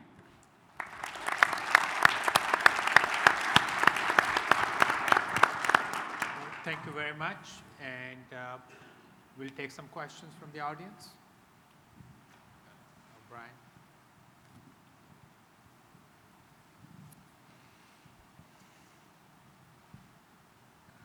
Quite an exciting report on the electrification. My question is, with the excitement and the actual progress that's been made over the last 7 or 8 years, why are total emissions from transportation increasing, and when will they start going down? So I can give you a little bit of a picture. Part of it is the vehicle miles traveled conundrum, which is with the advent of shared mobility, ride sharing, there's a lot more individual vehicles on the road, certainly in our region, than we've had in the past. And that component of the transportation sector is going to need to be one that's important to transition. And in fact, there was a bill last year in Sacramento that kind of talked about how the fleet model for ride sharing needs to make a conversion towards clean fuel. So that's going to be an important part of it. And then we've talked a little bit about, and I think Bill alluded to it as well, is the notion of kind of the last mile transit. We've got a lot of customers who may not have their own vehicles, but aren't able to make the full switch to cleaner transportation because of constraints and limitations on how they move around in their communities. And so having more of that is going to be really, really important. I think with the advent of the greater amount of models, vehicle models coming into the market, more used vehicles coming into the market that are going to be available for lower income customers, that's going to be a big part of meeting that challenge. I don't know, Joel, if you have other thoughts on that too. Yeah, I mean, it's a mixture of you know, gas prices have been low for a while, though they're not again. It's more VMT, and people are buying bigger vehicles as Americans seem to like larger cars. And so those things together are having an impact. Electric cars right now are still a pretty small fraction of all the cars on the road. In California, it's somewhere between about 1% and 2%. That's going to start to ratchet up pretty soon. And we're seeing, because battery prices are getting low, we're starting to see bigger vehicles coming out there. Another year, we're going to start seeing some pickup trucks on the road. That'll be really exciting. And when you get bigger EVs that are displacing some of the larger SUVs and pickup trucks, then that'll start to have a big impact as well. So it's when you get more EVs on the road and get kind of displacing some of the larger vehicles that are out there too, that'll start to have an impact.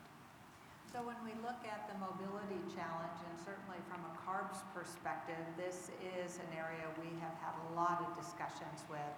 When we look at when we started truly our plans on SB 375, which required the cities to come up with plans to reduce VMT, it was during the recession. And so there was a sense of seeing a flatlining of VMT and even a little dip. There was a little bit of research suggesting that the millennium generation and subsequent maybe weren't as attached to getting their driver's licenses quickly. We were hoping that we were starting to see a trend in a change in habits, but the minute that the recession started or the economy started coming back, lo and behold, we started seeing those numbers go up. So it's no question that there is going to be not only a challenge, we are in the monoculture of the hotbed in California, and we haven't found the golden key to switch over. Secondly, if you think about the future, and you talk about gridlock in traffic, you talk about all the things that we do talk about from a transportation perspective, it is a heaven or hell scenario if you look at automated cars, and are they going to be electric or are they going to be our traditional ICE cars? And the choices they're going to have, you don't need to park them, you can run them around until they come and pick you up, but the number of trips that you can take is on one autonomous vehicle is going to be significantly higher. And it's interesting, some of the research coming out of UC Davis, where they took 1,500 families and provided them with a chauffeur driver for 1 week. And all of a sudden you could run the kids to different events that maybe a caretaker, mom or dad, couldn't get them to.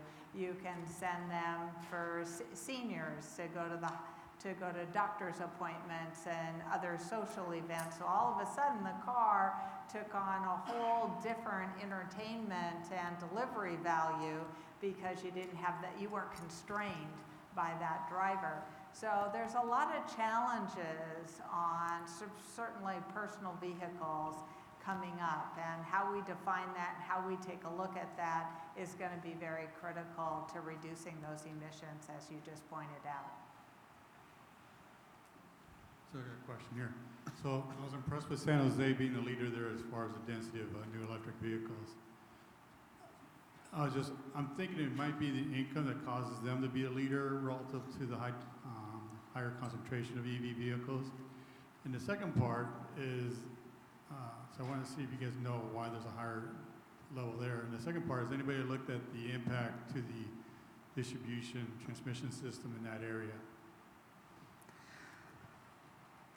So the question, I think, try to paraphrase it really, is did we look at things like higher concentrations of vehicles and distribution impacts? And on that analysis I showed, yes, we did.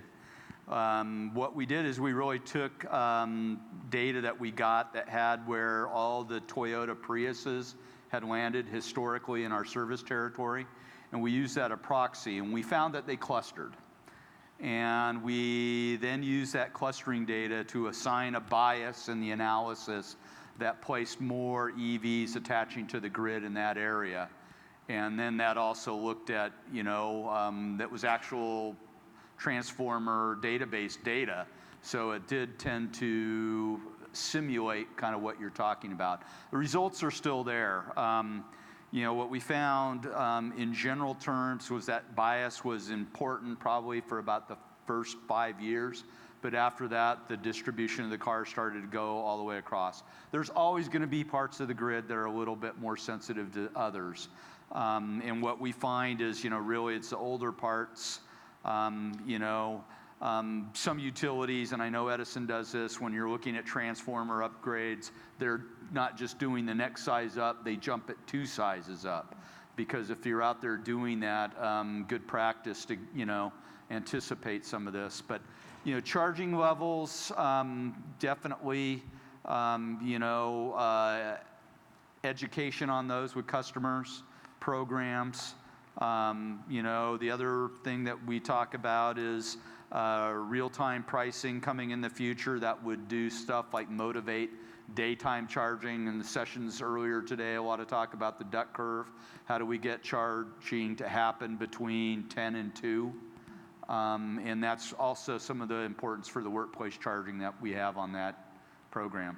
We get to the point in our IRP where, the latter part of next decade, we are going to want to install something like 2,000 level 2s per year in workplace just to try to help fill that belly of the duck.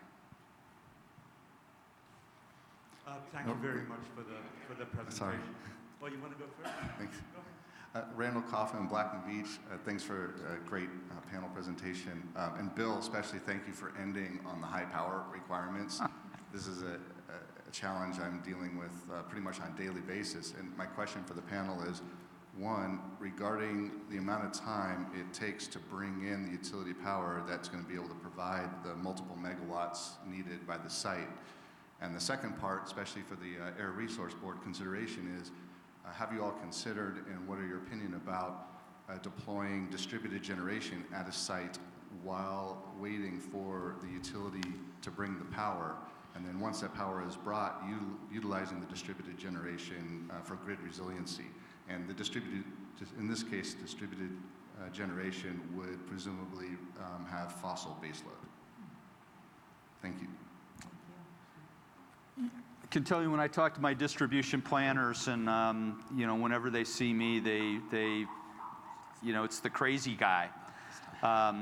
But yeah, we typically for stuff like that are going to need 2 to 3 year notice to really to be able to do it. The other thing I'm promoting and been asked to promote really is to get the communication going with the distribution planning entities inside the organization. Some of the things like the WCCTI study is really meant to get those conversations started. So, but the other part that you worry about on this stuff, and I know the utility execs and rate people, you put in a big service to a single location, and then the utilization is very low. It's going to be low for another 10 years. And the financials on that don't pencil out very well. It doesn't pencil out very well for the customer in a lot of cases. So, there's a lot of things we're going to have to work on to really make those work in both the service rates and, the other one that we play with a lot is, are there energy storage solutions that can take some of the utilization spikes out? And, if the peak load only happens for 5% of the time, how do you use energy storage? Some of those spike charts with energy storage, I think in the session just before lunch, there'll be stuff specifically for transportation, I think, that are going to be needed to make those viable. So from a car perspective, I'm not an expert in distribution issue we're talking about, but what I can encourage you, there is no question that we need to look at during this disruption, how are we going to get from where we are today to the end point? And there are solutions that are not pure and therefore sometimes meat resistant, but they truly are worthy to be discussed and actually negotiated as to how we can use them. So what I can tell you is that, one, please be sure to be with staff to talk this through. But if you feel that you're kind of hitting a wall, call people like me, because truly all board members are very interested in trying to help overcome some of these short-term challenges we have. And we're really good at being able to facilitate, even though we might not understand the very specific nuances. But what we do understand is that without these, we're not going to get to the end game, because we're going to run into things that are way too expensive, such as Bill just indicated, and I know you're experiencing. And so utilize truly the board members in those, and I am one that is happy to take those phone calls. So we'll take one more, thank you very much. We'll take one more question from Mr. Nahai, and then we'll conclude it. Thank you. David Nahai, thank you so much for your presentations, very informative. Like everything else, charging technology is not standing still either. And I wanted to get your views on the rapidly evolving charging technology picture. In particular, I'd like to ask about the advent of inductive charging, which may obviate the plug-in model as to at least a certain sector of the automotive space. Thank you. So don't all answer at once.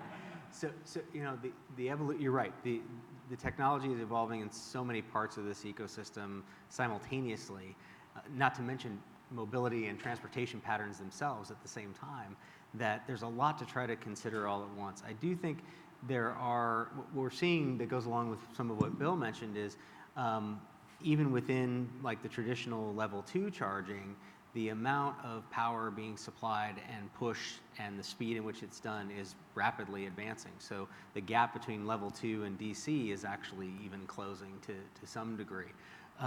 And that leads to different kinds of equations in terms of how the utility should support that infrastructure.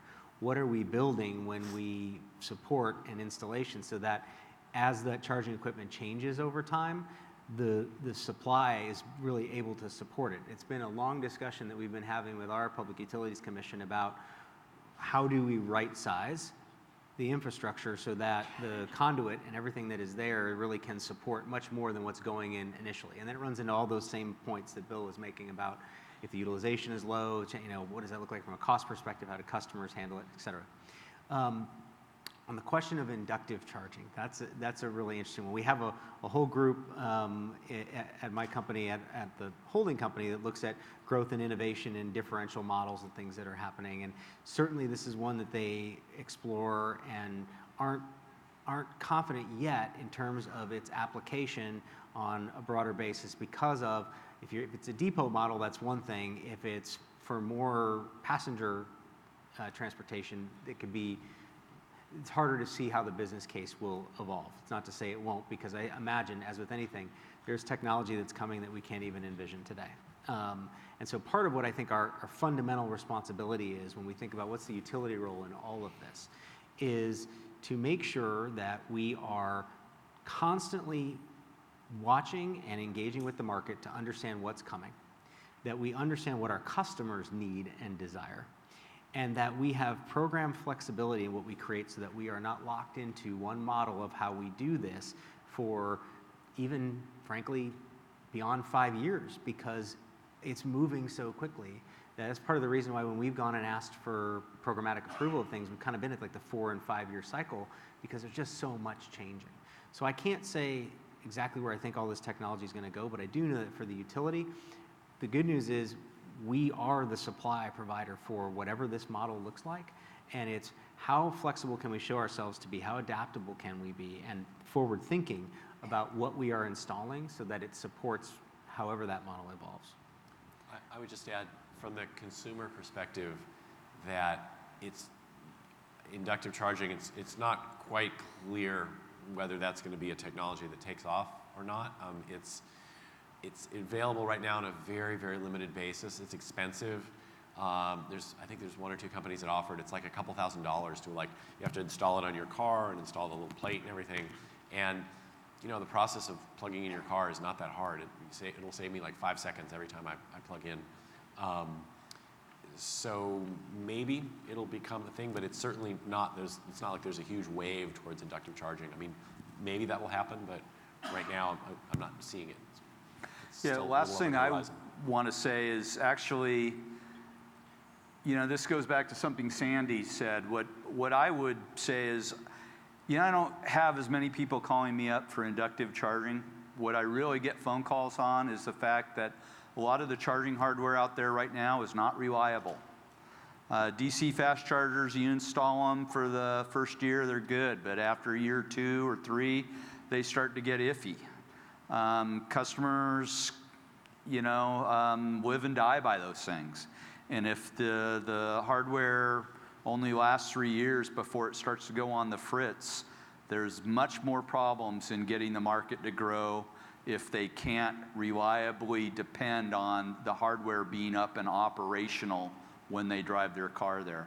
So before we worry about things like inductive, in my mind, we need to get the hardware reliability, particularly of the DC fast chargers, much more reliable, much more dependable, much more robust. I don't think the industry's there yet. Well, with that, we'd like to conclude, and you've been a phenomenal panel. Thank you very much.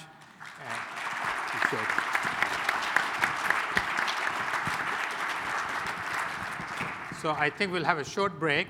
No, actually, we're not. Okay. We're going to do a stand-up break, so All thank you right. very much. What we're going to do is just do a stand-up break. We're going to do a little word cloud. And the reason we're doing this is that our last speaker is phenomenal. I've watched his videos on innovation. You do not want to miss this. And right now, he is getting mic'd up so we can bring him on stage. And getting out a little bit early is not a bad thing. So while the word cloud is coming up, I want to first say thank you for supporting the wildfire victims with your donations. So we've raised $3,500, which is really, really exciting. SCPPA cares, you care. Thank you very much for doing that. Give yourself a round of applause. Anybody win a golden ticket for a prize? All right. So I guess there's at least one golden ticket out. Oh yeah, okay, well, I'm not talking about that one. So, is the word cloud up? Is this working? Okay, so you can do a stand-up break. You're going to pull your cell phones out, all right?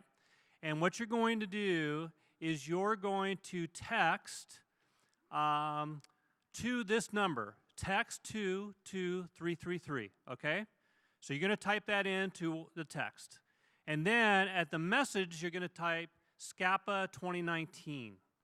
And what's going to happen is then you're going to answer a question, and we're going to see as an audience what you feel about the conference so far today. So what one word that best describes what you got out of the conference today.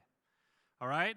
So get your phones out, type in a text to 22333, and in the message, type SCPPA 2019. And then it's going to respond.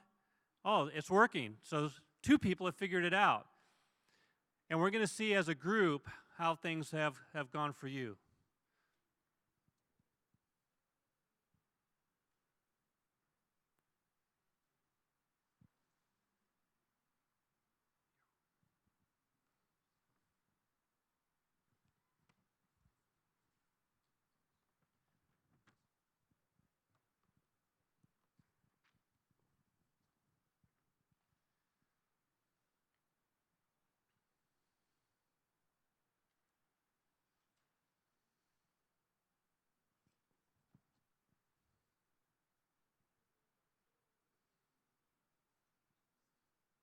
Yeah, informative's definitely in the lead, and networking's a close second, it looks like to me.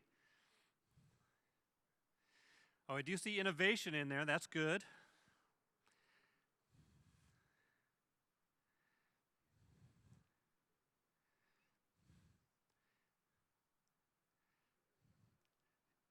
Yeah, definitely networking, information, electrification.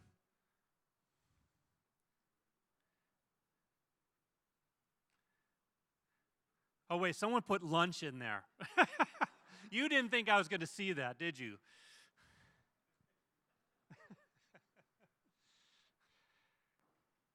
Invigorating.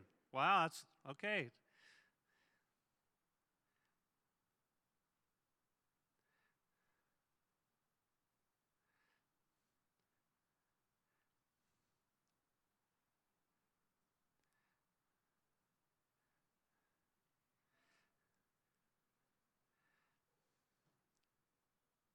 Okay, so there's a millennial word in there, dopeness.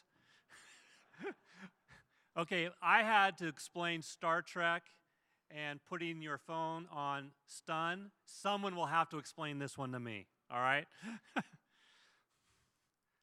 All right, everyone get their words in. Networking, great ideas. It was been informative, invigorating, networking, opportunity. And so, are we ready to move? I'd like to introduce Dr. Soren Kaplan, best-selling author. He's an award-winning author. You'll see he has quite a bio in your program. I encourage you to read that. He has a brand new book out called The Invisible Advantage. It's on innovation. It's a fantastic book. He's a professor at USC. I went to USC. I could have taken a class from you. He also went to UCLA. He's a little conflicted. UCLA, USC. He is a dual citizenship, both French and in American citizenship. His dad was French. And talk about taking a bold move. He moved his preteens to Paris without knowing French, and they learned how to go to school, and they grew up, and he said the struggle was transformative for them because through struggle, they grew and matured so much. Now, what you don't see in your program is that at 13 years old, he created a video game on the Commodore 64. Does anybody remember the Commodore 64? Okay, yes. He created a game, and he won a competition for this game. Okay, it was called The Attack of the Mutant Camels. And so he is famous for creating a video game. He's a mountain biker, and this afternoon we tweeted a picture. Remember, we took the selfie. We tweeted that out to SCPPA. It went to 141 people. All right, so we're awesome. We're growing our tweets. Well, Dr. Kaplan wrote an article for Inc.com in the back of the room during the Smart Cities panel. He wrote an article. I read the article. It came out. 3 million people saw that article. Dooku Lee, you're famous. All right? So thank you very much. So that's what it takes to get the word out. So I'd like to welcome to the stage Dr. Kaplan. He is going to change how we think about innovation. Thank you very much. Great. Good afternoon, everyone. All right. So when Mike was talking to me about the theme of your conference, and he talked about the crossroads, I thought, of course, because everyone is at a crossroads today. I've had the chance to work across industries. I've been in the field of innovation for 25 years. I've worked probably with 30 of the Fortune 1000. I led an initiative a couple years ago with a consortium called Unite, which is the top 20 energy companies in the US, including Southern California Edison and Sempra and Duke and NextEra and others. And one of the things that I get to see across industries, it doesn't matter, it's high tech, auto insurance, whatever, everyone is being disrupted, transformed, looking at the crossroads and feeling like they're a little bit of a deer in the headlights. Which way do we go? So what I've spent most of my life doing is looking at what is innovation, what's disruption, and when you get to a crossroad, how do you know which way to go? So that's what Mike asked me to talk about today. And I'm going to share a little bit about kind of how I look at the world around innovation and other stuff.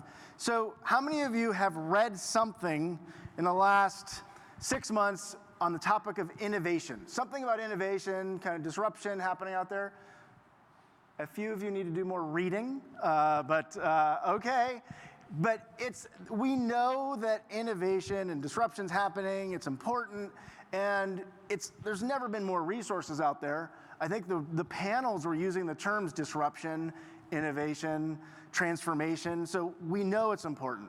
And one of the reasons we know it's important is because we've seen the casualties of if you don't innovate. Think about it. How many of you had a Blockbuster card in your wallet 10 years ago or your purse? Like a lot of us. Today, totally gone, disrupted by Netflix. Think about it. Borders bookstore. Borders was in LA. They had 10% of all the books being sold in the United States market going through that channel. Today, gone. My 17-year-old daughter doesn't even know what Encyclopedia Britannica is. All right, and BlackBerry? No one's using a BlackBerry out there, are you? Oh, you have one. A vintage BlackBerry user. Okay, good. So if you look at all these companies and you look at these organizations, and it doesn't matter if these are for-profit companies or utilities, everyone is being transformed. Now, there's an important lesson to be learned here. I mean, if you think about it, look at these companies. Borders, Blockbuster, BlackBerry, Britannica. Yeah, never start a company with the letter B apparently is a theme. I'm not sure where there's no research around that. But there are some dynamics that do exist. And these can get in the way of your organizations, of your teams, and of yourselves as you think about how to do the stuff that this panel was just talking about. Both panels, smart cities, electrification. These are big disruptive transformations, and we need to figure out how do we create a culture in our organizations that embrace this stuff, that embrace the struggle of ambiguity. There's a lot of uncertainty here. So how do we do that? So I'm going to share with you a video, and it's going to make a point about this that I think it's important to understand. So I'm going to share with you a card trick. A guy's going to do a card trick. And what you're going to see is he's going to take a deck of cards, and I think he turns the backs of them from blue to red or red to blue. At the end of the card trick, I'm just going to ask you a simple question. How did he do the trick? Okay? I'm actually going to ask you to tell me what the answer is. Okay, ready? Take a look. Hi, I'm Richard, this is Sarah, and we're going to perform the amazing colour-changing card trick with this blue-backed deck of cards. Now the idea is very simple. I'm just going to spread the cards in front of Sarah and ask her to push any card towards the camera. Right, okay, let's see. I'm going to go for this card here. Okay. Now Sarah could have selected any card at all from the deck, but she selected the card which is now face down on the table. What I'm going to ask her to do is show us which card she selected. Right, so the card that I chose was in fact the 3 of diamonds. The 3 of diamonds, okay, excellent choice. That card goes back into the deck. Now I'm just going to spread the cards face up on the table. Do a little click of the fingers, and you'll see that Sarah's card here has now got a blue back. Not particularly surprising. What's slightly more surprising is all of the other cards have got red backs. And that is the amazing colour-changing. Okay, so how did you do the trick? 2 decks of cards. 2 decks of cards. He was off camera and swapped them. Okay, you're in the world of entertainment and media, so you're pretty smart. I think that's good. Any other hypotheses? Magic, yes, that is correct.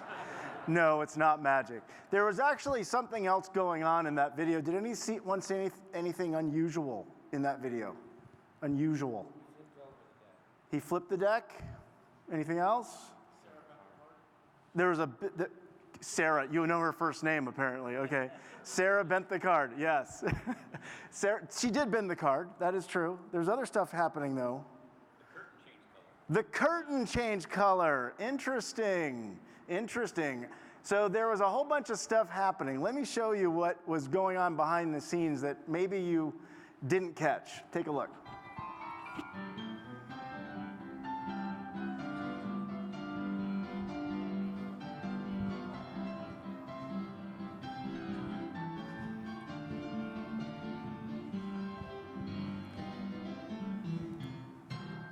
Hi, I'm Richard, this is Sarah, and we're going to perform the amazing colour-changing card trick with this blue-backed deck of cards.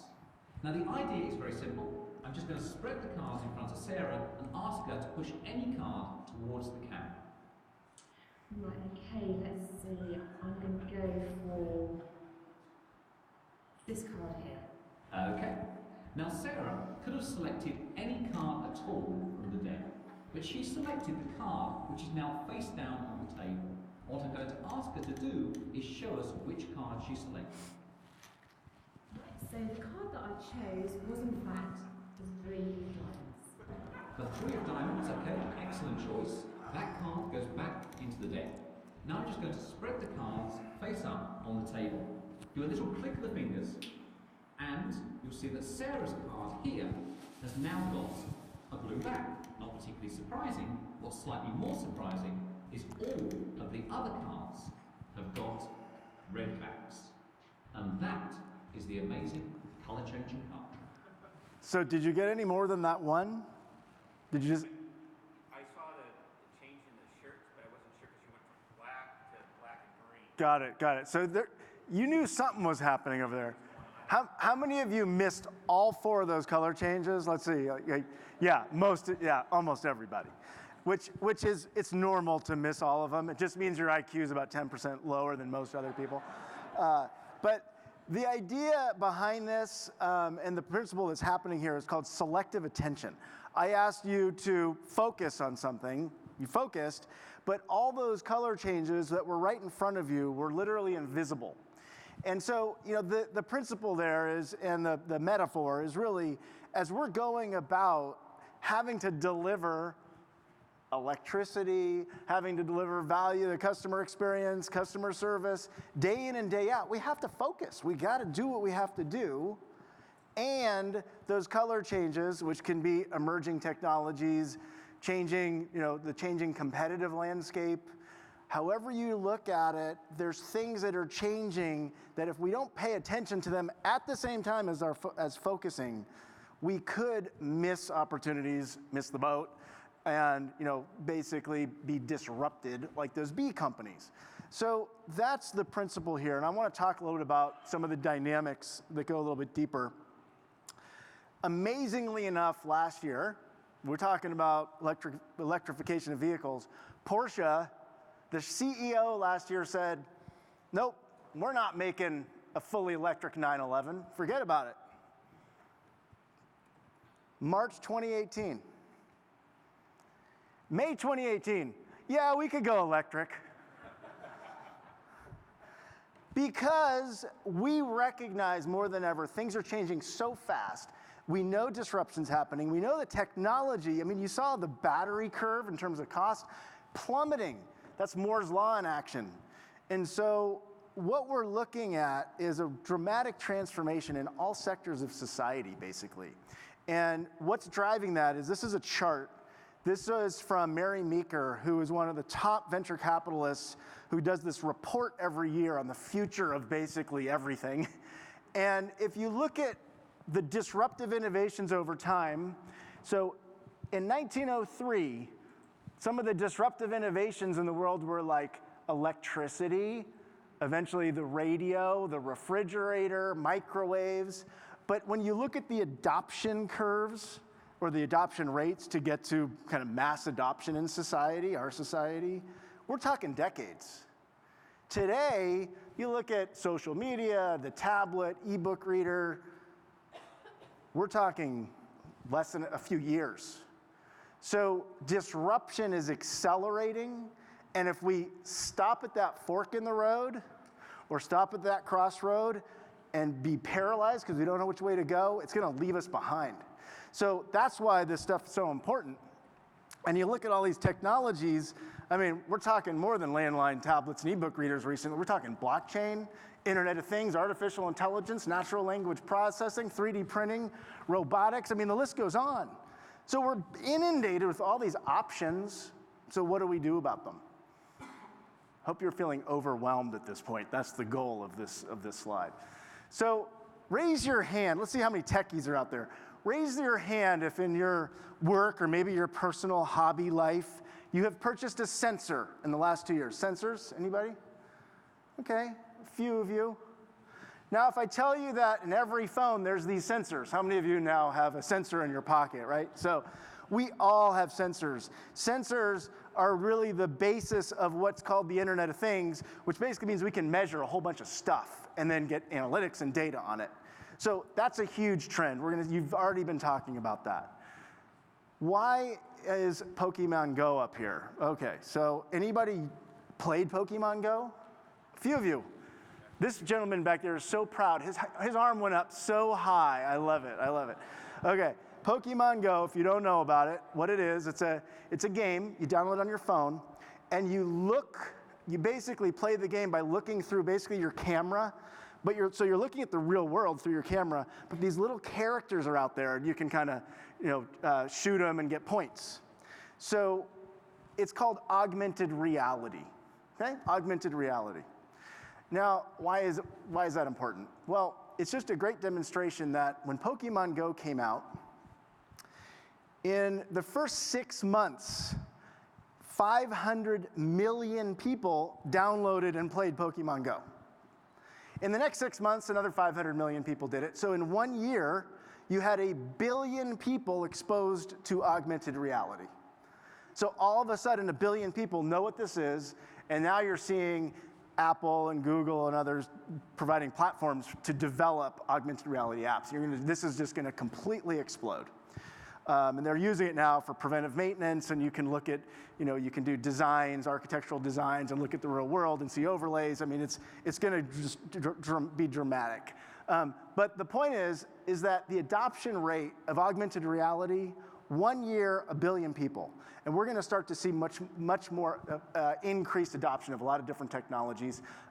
This is American Express's text help desk. So you say, hey, I need some help. But it's not a human being on American Express's end, it's a machine. They are using artificial intelligence to provide first-level support to customers now. And this is real and it's live.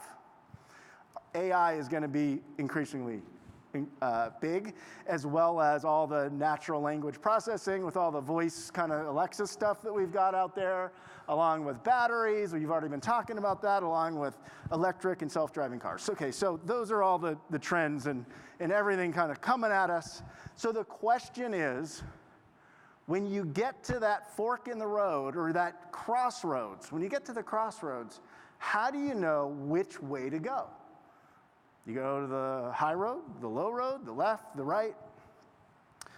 Where do you go? If you don't want to be disrupted and you want to tap into the opportunities. You take both roads. That's the only way to do it. So here's what I mean by both roads. There are 3 strategies that, and I mentioned, I've worked across industries from services to products, and it really boils down to doing 3 things in a way that allows you to keep your options open. So talking to Mike, we were saying, we're at a crossroads. How do we think about, the kind of this collaborative model that you all have? How do we come together? And I basically listened to what he was saying and kind of came up with, the essence of what I work with a lot of big organizations on. And I'm going to share with you 3 strategies, all with examples. And if you pay attention well, then at the end, a few of you may win a highly valuable prize, because I think that I've heard that you're competitive and you like prizes, so I decided to build that in. Okay, so the first strategy, fall in love with problems, not solutions. Okay, fall in love with problems, not solutions. The second one is you need to start experimenting now if you want to create the future later. And then the third one is share risks to reap even bigger rewards. So those are the 3. I'm going to go through them. I'm going to talk about what your organizations can do, what your teams can do, and how you need to maybe step up and lead doing these things to make a difference. So first one, fall in love with problems, not solutions. Okay, so here's your next little innovation quiz. I'm going to share a paragraph down below here on each side, and I want you to count how many F's are in the paragraph. I'm not trying to trick you. Do not count the one up there. It's not a trick. Just count the ones in the paragraph, okay? You have about 10 seconds. Ready, go.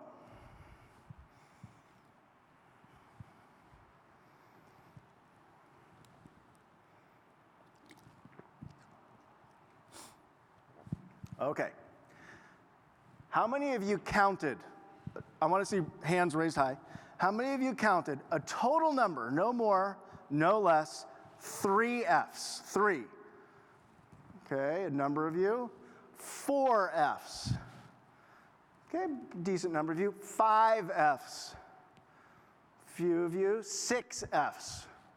Pretty good number of you. 7 F's. A decent number. 8 F's. And a pretty good number. 9 F's. Okay, pretty good distribution. Pretty good distribution. Now you're like, why did we all count different numbers? Because when you look at this sentence, you actually have 8 F's. Which ones did you miss? Ofs, right. Do you know why you missed the ofs? You don't see it. Your brain is looking at the word of as an image and not as a letter. So if you had read this backwards, you might have gotten more. And if English is your second language, you tend to get more too. I work a lot internationally, and sometimes most of the room gets almost 8. So, okay, so why does this matter? It matters because when we look at the kinds of things we're doing in our day-to-day focus, it's usually about serving people's needs and solving certain problems. But sometimes those problems that are going to exist in the future don't exist now. And so we need to understand what those problems are we could be focusing in on in terms of the needs of the community or society we're trying to address. So here's a really good example of an organization in healthcare that I've done some work with. Has anybody ever been to the doctor? Raise your hand. No, I know you've probably all been to the doctor. Okay, fine. But this healthcare system it's called Ascension. Ascension is kind of Midwest. But they're the largest nonprofit healthcare system in the United States. They have 2,500 hospitals and clinics. And they basically ran an analysis and realized that they were losing a ton of money on missed appointments. Patients not showing up to their appointments. So they tried to figure this out. And I mean, think about it. Why would people miss appointments? Like, what's going on? And if it was your job to fix this problem, which is costing them millions of dollars in wasted time, what would you do? How would you figure this out? So they did a bunch of brainstorming and they tried to figure it out, but then they went out and they talked to patients that had missed appointments and really kind of dug beneath and peeled back the onion and tried to figure it out. And what they realized is that the vast majority of people who are missing appointments because they can't get to the doctor or the hospital. Transportation was the issue. And so what they realized is that it would be cheaper to partner with Lyft and pay Lyft to drive patients, if they wanted it, to the hospital or doctor than have them miss appointments. And so, no, they don't all have apps. They actually got a phone number, and you could call a Lyft call center, and then they dispatch a Lyft driver. So they realized that the business model, earlier today, I heard the word business model a few times. There was a business model opportunity here to identify what the real problem was and solve it. But it took a lot to get to that real problem. It wasn't just anecdotal, let's charge the patient double if they don't show up kind of thing. Okay, so that's really falling in love with the problem. And then identifying creative solutions to address them. Next strategy, experiment now to create the future later. Okay, so what does that mean? Experiment now. So how many of you know what this is? Any guesses? Who said that over here? The answer is it's the first prototype of the mouse. The first prototype of the mouse. Doesn't exactly look like a mouse. I mean, it kind of has a ball and a little thing. I was in Australia earlier this year, and I presented to the Australian Navy. It's like this size, this is all the Navy, and they all thought it was a detonator. But I guess it depends on what lens you come from. So no, it's not a detonator. It's the first mouse prototype. So the point is that if you have a culture in which the first idea has to be beautiful and elegant, and you have to prove that it's going to be perfect, perfection is the enemy of creativity and innovation. Because early ideas are going to look clunky and ugly and not too feasible.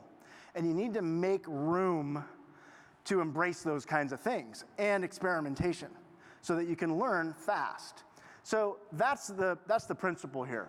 Now, the other thing that's important, this is in my book, where a lot of organizations, you say, hey, we want innovation.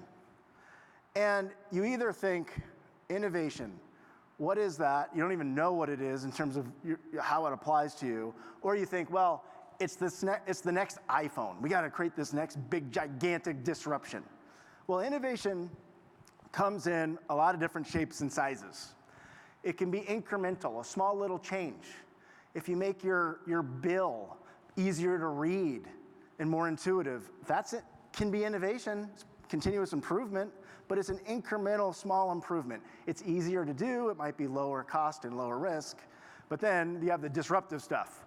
We want to create the infrastructure for the next generation of electrification of all transportation. That's a big kahuna. Now, the incremental stuff you could probably do alone or with a small team. The disruptive stuff takes an ecosystem. And so then there's kind of the middle ground there. Let's take a power plant and make it solar. That's still a big kahuna, but it may not be as disruptive as kind of an entire infrastructure. So we have to think about innovation as coming in kind of small, medium, and large. But even innovation can be product innovation, service innovation, customer experience innovation, business model innovation. So there's a lot of different flavors in there, and you need to figure out what do we want? Do we want to live in the incremental world? If we only live there, we could be disrupted. Or do we only live in the disruptive world, but then we maybe lose our focus on keeping the lights on today, so to speak? So it's a portfolio view, essentially, is what we want. So when you look at organizations that have kept an eye on the problems they're solving, whether they're small or large, the city of Boston has a department called New Urban Mechanics. And I share this because it's an interesting concept. They have a department focused basically on being a lab to try stuff out. And so when you look at what they're focused on, these are some of their topics: streets, housing, what they call third spaces, civic research, play, and education. And they define, streets. We're dedicated to making Boston streets safer, more efficient, and more delightful. So you could say, yeah, that's a good problem statement, but they go even deeper than that. They look at that and they go deeper and they say, well, we have this streets lab. How do we make safer roadways for cyclists? That seems to be a big issue. And then what they do is they come up with ideas and test them out and then implement them. Vehicle side guards is one of the ones they implemented. That's not truly disruptive, but it's meaningful innovation. So, you can look at what they're doing, go to their website, and see how they've defined, whether you call it a smart city or just a city that's trying to add value to their community. They're looking at very specific problems they can solve. All right, so when you think about the bigger innovations, you really want to look at how do you share risk to reap even bigger rewards than you could do alone. When we did that exercise with the Fs, counting the Fs, most of you did not get 8. Had I had time and had I given you a couple minutes at your tables to come up with the right answer, most of you or all of you would come up with 8 because you would have had more time to talk about it and figure out why there's different perspectives. So you can do bigger and more impactful things when you're in a network, when you're in a community, when you're in an ecosystem. And this is what that's really about. So I'm going to share with you a video. Any millennials out there? You won't admit it in this group if you're in a millennial? Okay, thank you. You will not know what Candid Camera is then, just so you know. This is an old Candid Camera clip. Have you heard of Candid Camera? No. Has everybody else heard of Candid Camera? Yes, okay. So Candid Camera, for the one person who doesn't know what Candid Camera is, it's a hidden camera show where they do stuff to there's a kind of a group that's playing a trick on someone else. It's kind of like, what is that, Punked? Is there, yes, now you know what Candid Camera is, okay. Yeah, it's dope, by the way, yeah. Okay, so basically, I'm gonna share with you a video, and you're gonna see something happening in this elevator. And I want you to look at this video. It's I think it's funny. But there's actually really important dynamics happening here. And I want you to think about kind of the psychological stuff that's going on in this elevator, because I'm going to ask you about it at the end. Like, why did this happen in this elevator? Take a look. The gentleman in the elevator now is a candid star. These folks who are entering, the man with the white shirt, the lady with the trench coat, and subsequently one other member of our staff will face the rear. And you'll see how this man in the trench coat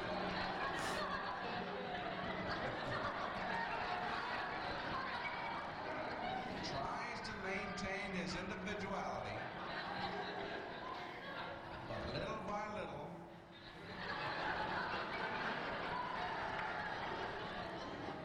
he looks at his watch, but he's really making an excuse for turning just a little bit more to the wall. Now we'll try it once again. Here's the candid subject. Here comes the candid camera staff, 3 of them at least. And this man has apparently been in groups before.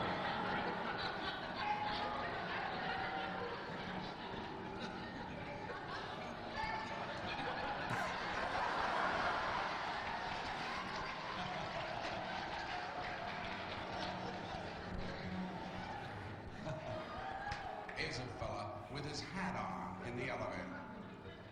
First he makes a full turn to the rear and Charlie closes the door. A moment later, we'll open the door, everybody's changed positions.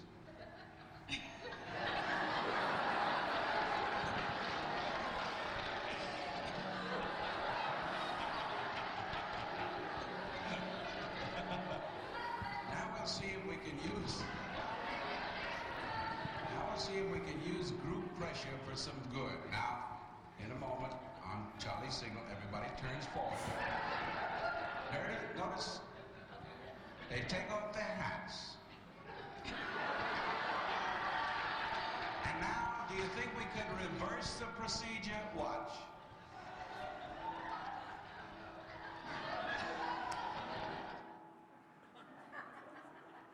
That's terrifying, isn't it? I mean, really. But if you go to elevators that don't have windows, those same norms 60 years later are at play, really, when you think about it, in this culture. So what's happening here? Why did we see this behavior, which is a little disturbing? What's going on? Group mentality, peer pressure, groupthink, yeah, all that stuff. But you think about, well, why? I mean, so what? What if there's group think going on here? Why don't you just stay or face the direction that everyone's not? What's the big deal? And fundamentally, it gets to risk. You're risking that you might get alienated in your community, in your group, in your peer set. And that can be hard and it can be painful. So alienation is risk. But risk is about taking a chance that you might be wrong. But if you all do it together, you can spread out that risk so it's safer risk. So when you look at innovation and how you take risks, think about Apple, which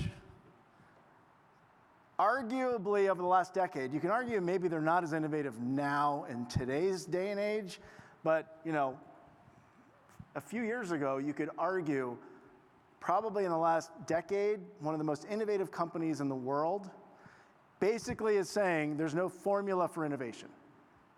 There's no formula. So if there's no formula, how do you do it? How do you take risk on a regular basis to figure out those problems you need to solve and figure out how to experiment and do a bunch of stuff like the mouse over and over and over again so that you can have a big impact?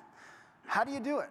So I'm going to share with you, does anybody know STIR, which started up in San Francisco? Yeah?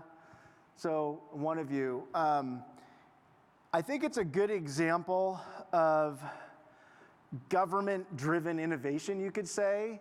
And Startup in Residence has really expanded to other municipalities, but it started in San Francisco, and I want to just show you the environment they created. here. Initially in the San Francisco Bay Area, and they have expanded from there. But it's a great example of spreading risk and reward. And here's what STIR is, and then I'll talk about how they've done that. Video, here we go. Cities are vibrant laboratories for innovation, but local government still lags behind when confronting civic challenges with modern technology solutions. In 2016, the San Francisco Mayor's Office of Civic Innovation launched a second cohort of Startup in Residence, bringing together government staff and entrepreneurs to explore ways that technology can help make government more collaborative, inventive, and responsive. Building off the success of a pilot in 2014 and enabled by a Commerce Department grant, the program expanded to include 3 Bay Area cities to source public challenges from city staff. I launched the Startup in Residence program in 2014 to promote the collaboration of startups and local governments to create a better quality of life for our residents. And this year, I'm proud that it's expanded to become a regional program, including Oakland, San Leandro, and West Sacramento. For 16 weeks, startups work closely with city staff to scope, learn, build, and test solutions to issues as diverse as recruiting foster parents, serving homeless populations, and emergency response. STIR startups benefited from a training program hosted at the NASDAQ Entrepreneurial Center and San Francisco City Hall. These sessions brought together thought leaders and mentors from the public and private sector to provide guidance on how to deliver results on public-private partnerships. Topics ranged from the principles of civic design to understanding government clients. I love the context and sort of spirit of what STIR is doing, and I do hope that it evolves and shows great results. During the program, teams worked together to understand the needs of users, developed and tested prototypes, and learn new ways of building technology that matter within government and in our communities. STIR culminated during Demo Day when teams co-presented their solutions to over 300 people. Outreach Grid is a mobile platform that enables police officers, service agencies to work together and collaborate their homelessness information. We're piloting our beta platform with West Sacramento Police Department today. We're collecting and aggregating information into the platform. And through STIR, we'd love to talk to any cities who are facing similar issues. We'd love to learn about how your processes work today. The vision of STIR is to use the power of entrepreneurship to transform government, to make a government that's more efficient, effective, equitable, and responsive. A government that is digital by default.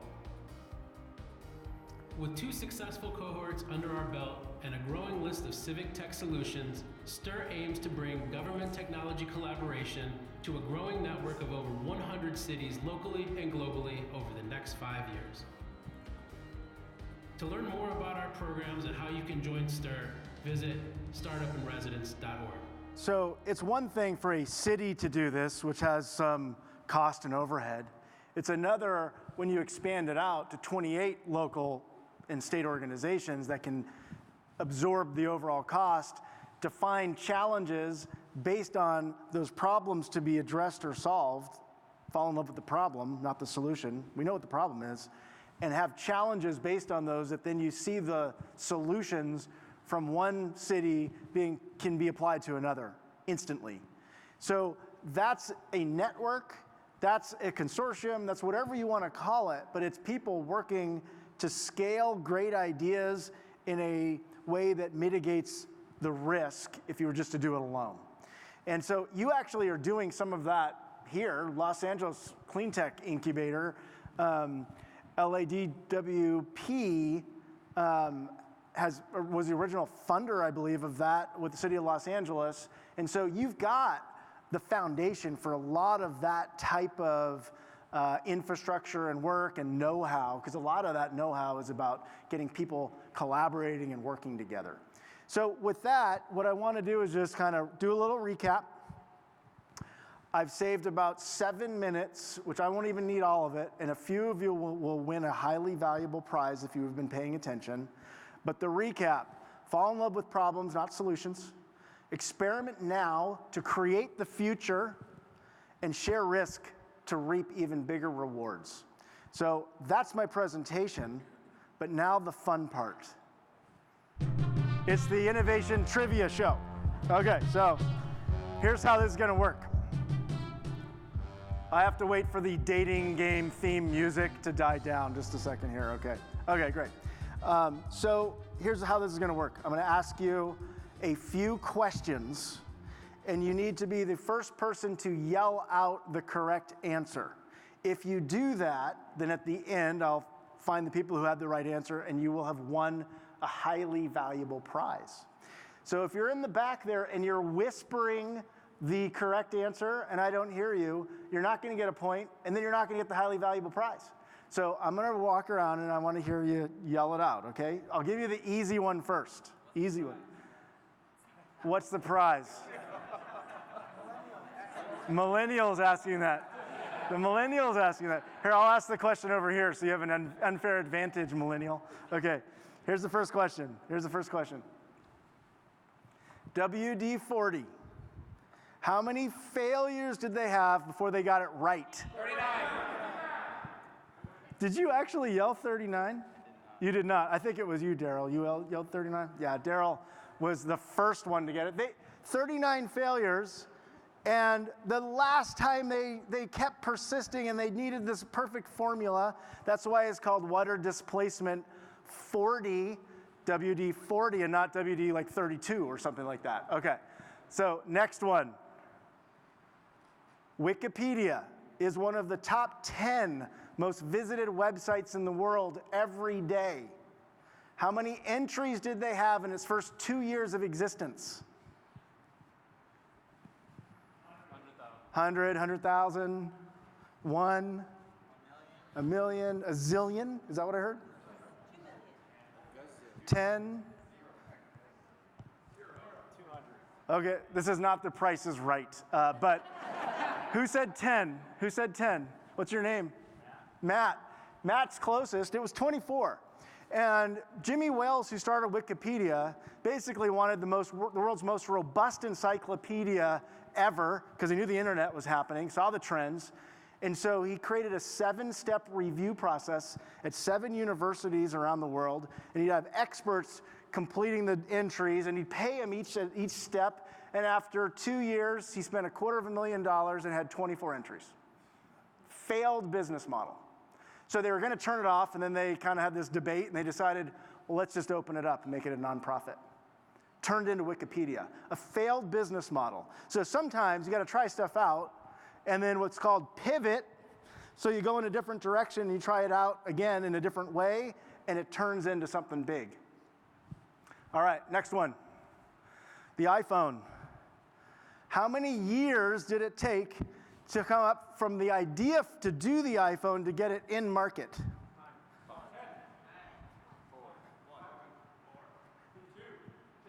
3.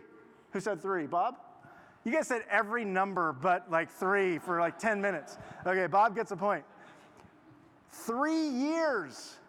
In most organizations, if it's not in that 1-year focused plan, forget about it. It's not even going to happen. So it's big things can, you know that because of the industry you're in. It can take multiple years. But in a lot of organizations, it's hard. And you have to have that long-term view, and you have to have that focus to drive to the long term. Now, you also have to have something else. Part 2 of this question. How much did Apple invest to get the iPhone to market?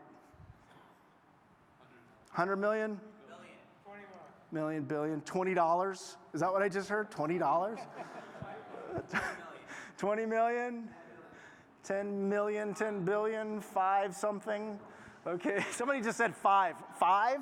5, what's 5? Okay, so Apple's actually really secretive, as you know, and I'd be surprised if anyone really knew what the answer exactly was. I don't either, but it was a lot. I gotta tell you that. Okay, last question. YouTube did not start out as YouTube as we know it today. It started out as kind of a specialty-focused website on something, topic. What was that topic? What was that thing? Not TV. Who said that? What did you just say? No, it's more specific than that.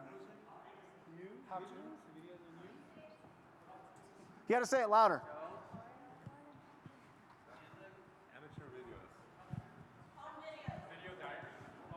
What kind of videos?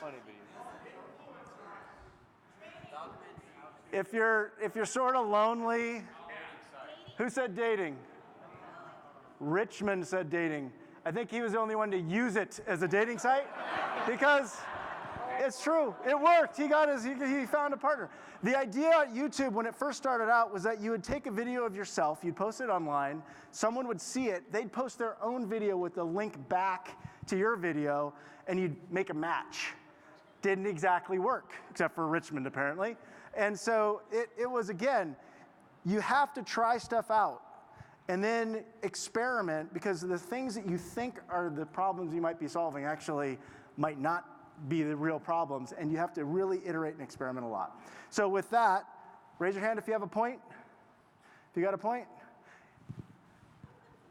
Okay, if you got a point, you can come up here. I don't know how highly valuable it is, but it's my book, my latest book, and it's probably worth $10, but you can take that. So I'm going to end just a tad early. So I want to thank you. You were a great audience, and I'll be around for questions afterwards in the reception.